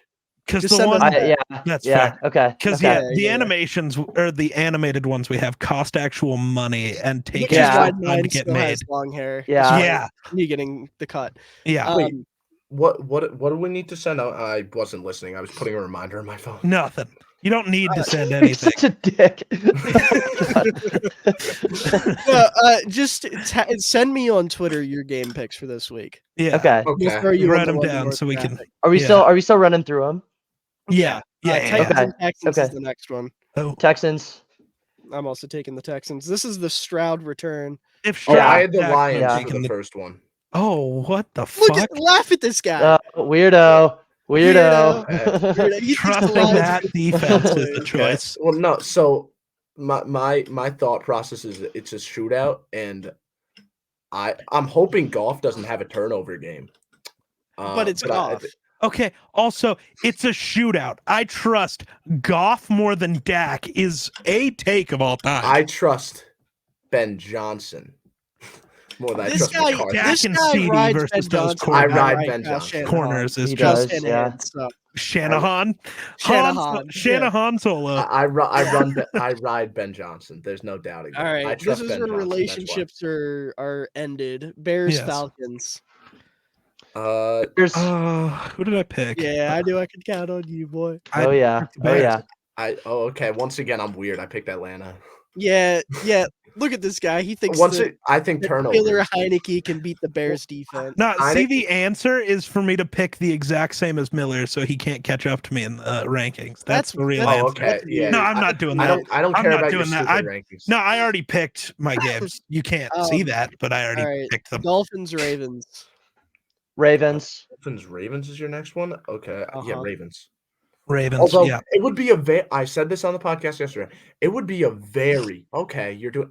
I'm going with Miami. Oh, you were like Oh. mocking my finger. Yeah, Okay. I don't think it's about. I'm almost tempted to It would switch. be a very NFL parody. Yeah. Like with how much parodies there has been this season. After San Fran loses to the Ravens, for the Ravens to lose to Miami, but I'm picking the Ravens. They're the at one home. seed is on the line, so I just don't see a world where the Ravens lose that. Fair. I think because Baltimore's home, I'm willing to take them here And a that's lot fair. more than I would. Saints Bucks. Saints, Bucks. Give Bucks. me Bucks. Baker. Yeah. Yeah. Yeah, Bucks. there we go. Yeah, Bucks. Patriots Bills. Bills. Yeah. Yeah. This could be a weird. This could be a weird trap game, though. The Bills They aren't could. gonna lose 2 games to the Patriots this year. No, That- Yeah, this one they is could. There's this thing that I keep saying. I'm not betting against this Bills team with the entire, like, they're playing for the world. You know, Josh Allen back against the wall. If we lose, we're out of the playoffs. I'm not betting against that. I just refuse to. fair. Eagles Cardinals. Eagles. Eagles? Yeah. Easy one. Although Jonathan Gannon revenge game. If their defense had like more than a player on it, I'd be okay with that. Yeah, but Eagles. Panthers Jaguars. Jaguars. This has Jags, to be a get if right the game. Panthers This lose, is the Jaguars get right if game. the Panthers lose 5 straight games and one of those games If the Jaguars lose is 5 straight. against, yeah, thank you. Yeah. It's late at night. I slur Yeah. on my words. If the Jaguars lose 5 straight games and one of them is to the Jackson, Carolina One of them Panthers, Jackson. Okay. Damn. then that would be beyond. Dude catching all the strays for Patrick tonight. That's crazy. Yeah, Up. I know. He's after me. He's my number 1 hater. Nemesis. It's okay. The I'm nemesis your number here. 1 supporter. It balances I out. appreciate it. Of course. I've talked to you like twice, so I don't Well, know. listen, I've been here for Jack Neutral. since day one. I haven't decided yet. What are your thoughts on Ivan Pace? No. Raiders Colts. I don't remember who I took in our episode, Patrick. I see how it is. I don't remember who I took. I'm gonna go with I'll go with the Raiders. I'm also taking the Raiders. Yeah, I think I'll go with the Raiders. Oh, really? Everyone's taking the Raiders? Boring. Yeah. Look at this guy. He continues to be different. He has a I different- did take the Colts. I'm gonna take the Colts. I did take them. Yeah. Dang Fine, it. I want Geek to be different. I'll take the Colts. All right, bro. I will stick with the Raiders. I told you I was wearing Raiders pants. That wasn't a lie. Me and Geek versus the All right. Line podcast, other people. Damn. Rams Giants. Pretty easy Rams W and Rams. Yeah, right? Yeah. Rams. Although Stafford having a potential repeated turnover game, he hasn't had one in a while. He does tend to It do wouldn't that. even matter. Fair. I don't trust the Giants. You want to know what's funny? I said that yesterday, and Jackson said the same thing. I don't know how much it matters. Yeah. But yes, Nice. Rams. 49ers versus the Commies. 49ers. Oh my god. Yeah. Niners by a billion. Lock Oh my of the God. century. Lock of the decade. Use There you check go. touchdown this week. Book it. Hope so. Sam Cosme touchdown somehow. Okay. No, Yes. If you bet money on football, put your money on a Kyle Juszczyk touchdown. That's I'm not. That's You're sound responsible betting for advice. a lot of. That's irresponsible. I'm not responsible for anything. If That's you're taking advice from a sick man wearing a Lance Briggs jersey on a podcast on a Friday morning, that's a you problem, not a me problem. That's valid. That's fair. Steelers Seahawks. Seahawks easy. Pittsburgh, baby. I Mason think Rudolph. That's not a I bad think take. I can't hate the take. I trust Gino to attack the non. I've been struggling with this one forever. So right now, I have the Steelers picked. Do you want to know why? My Because logic is Cameron Hayward Jackson. versus interior No. of Seahawks O-line. My logic is entirely I've picked too many home teams to win. Another road team Okay. has to win. Yeah. Give me the Steelers. That's the best way to win, bro. That's like the multiple choice exam. That's how I fill out my March Madness brackets. Yeah. It's the greatest logic. Yeah, if Geno can like throw the ball, I think the Seahawks have this in the bag. That's He's pretty good at Cam that. Hayward is Yeah. going to be in I this think he's all pretty good day. at that too. Think about it though. Mike Tomlin, Devil Magic. True. Okay, Cam but It is Hayward's the gonna be in bad. his face It It is the a bad entire time day. of the year to be facing Mike Tomlin. Yeah. listen, I think this is the game where the Seahawks put Nick Bellore in the backfield finally and let him pass block. I hate to break it to you, dude. Ah, This is not that game. I know This it's is not that game. This is Nick not that Bellore game. taken a single offensive snap this I year? don't think he's a special teamer. I was He's gonna a say, special teamer. Listen, he's It's still a team. fullback at heart, and that's what matters. There you go. There you go. There you go. Speaking. Well, no, these teams don't have heart. Bengals, Chiefs. Chiefs. Oh, Yeah. Chiefs. Give me the Miss Swift Devil Magic. Oh no, I picked- Yes. Okay, yeah, Chiefs. I feel like I remember saying Bengals yesterday, but I think this was the one game. Real I changed quick, since Yeah. real quick. I want to get you guys' opinion on this because we talk about it a lot on here. It always comes up. How do you guys feel about the whole Taylor Swift thing as of right now? I don't care at That's all. fair. It's That's annoying, yeah. but do I genuinely think it has an impact on his play? Not really. No. I love the entire Taylor Swift thing. Watching her fall in love with football over the last few months has been awesome. I don't care how many times they cut to Taylor Swift, because you know what they do when it's not that? They cut to the stupid announcers in the booth, and I don't fucking care. So Yeah. I'd rather see Taylor Swift. Listen, objectively funnier. speaking, if your opinion is an I don't care or I'm for it, you're weird. Yeah. Like if you were aggressively against it, or like Patrick said, think it has any impact on the game actually being Uh-oh. played, You're weird. Oh no! What is Yeah. he doing? Oh no! What is If he pulls, listen, He's if he pulls climbing. out a Taylor Swift album, I'm gonna lose. Climbing. It's gonna be goaded. What is Do I it? have to Oh, it's change my Kanye. And yeah. Oh. Do I have to change my No! opinion? Why are there two bozos on my podcast? But he made graduation. I genuinely think I've listened to like one Kanye song and liked it. Do I have to I change swear- my opinion? No. Listen, I just want to throw out there, because I know Jackson and I have talked about this a little bit. I don't realize how much Kanye I listen to until I got my fucking Spotify Wrapped and he somehow crept his way into my top 5. It was Yeah. the most random thing ever. If I did not Spotify expect would Kanye to show come me out of there. every artist I listen to, I promise you Kanye would not have made the list. Well, he's I always like- going to make my list. I like Kanye. I his I like music. Kanye as Kanye's well. music. I like his Good That's a better way to correction. put it. That's a better way to put it. That's Yeah. me I like with a lot Kanye's of music. artists I like. It's very similar to like Tarantino. Like, is he a good person? No. Does he make very good movies? Yes. I've liked one Kanye I don't know song any of that the I've ever heard. Tarantino That's lore. it. I didn't know he was a bad person. I mean, he a finds a way to weirdo. work white people. I'll have to calling look black it up. people the N-word into every movie he's Oh ever made. yeah. It's kinda including true. himself. Hey, I was Including just about to himself say, in Pulp including Fiction. Why did himself, he yeah. do that? Why? It Because was he completely could. unnecessary. Because Fair he point. could. He felt Because he like can. Let Why the not? intrusive If there's thoughts two away. things Right. Quentin Tarantino loves, it's the N-word and feet. Yeah. Those All are right. his two favorite We gotta things. get, guys. I have to pee so bad. I've been Okay, holding this in all okay, episodes. okay. So bad. Chargers Broncos. I get it. Yeah. Chargers Broncos. Broncos. Broncos. Even I Let's after go all sit that 'em. shit talking, I don't Broncos. care. The Let's go Chargers sit are 'em. so bad. And finally, Packers Vikings. Geek, I'm riding with you on Sorry, this one. guys. Let's go Also Vikings. I'm going Packers. I'm going No Packers. shot. No, greater- this guy's picking Joe Barry. Laugh I'm at him. sorry. This Who is is I'm not a Joe great sorry. Barry hold your against fist longer. Kevin O'Connell? Who's I'm a greater sorry. deficit to their team? Mullins?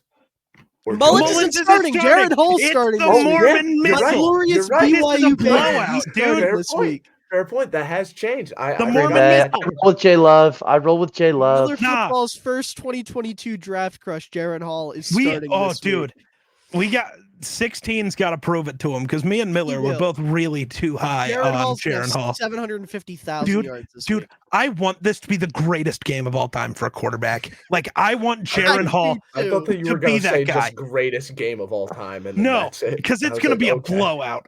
Minnesota needs to win this by 45 Um, just for fun.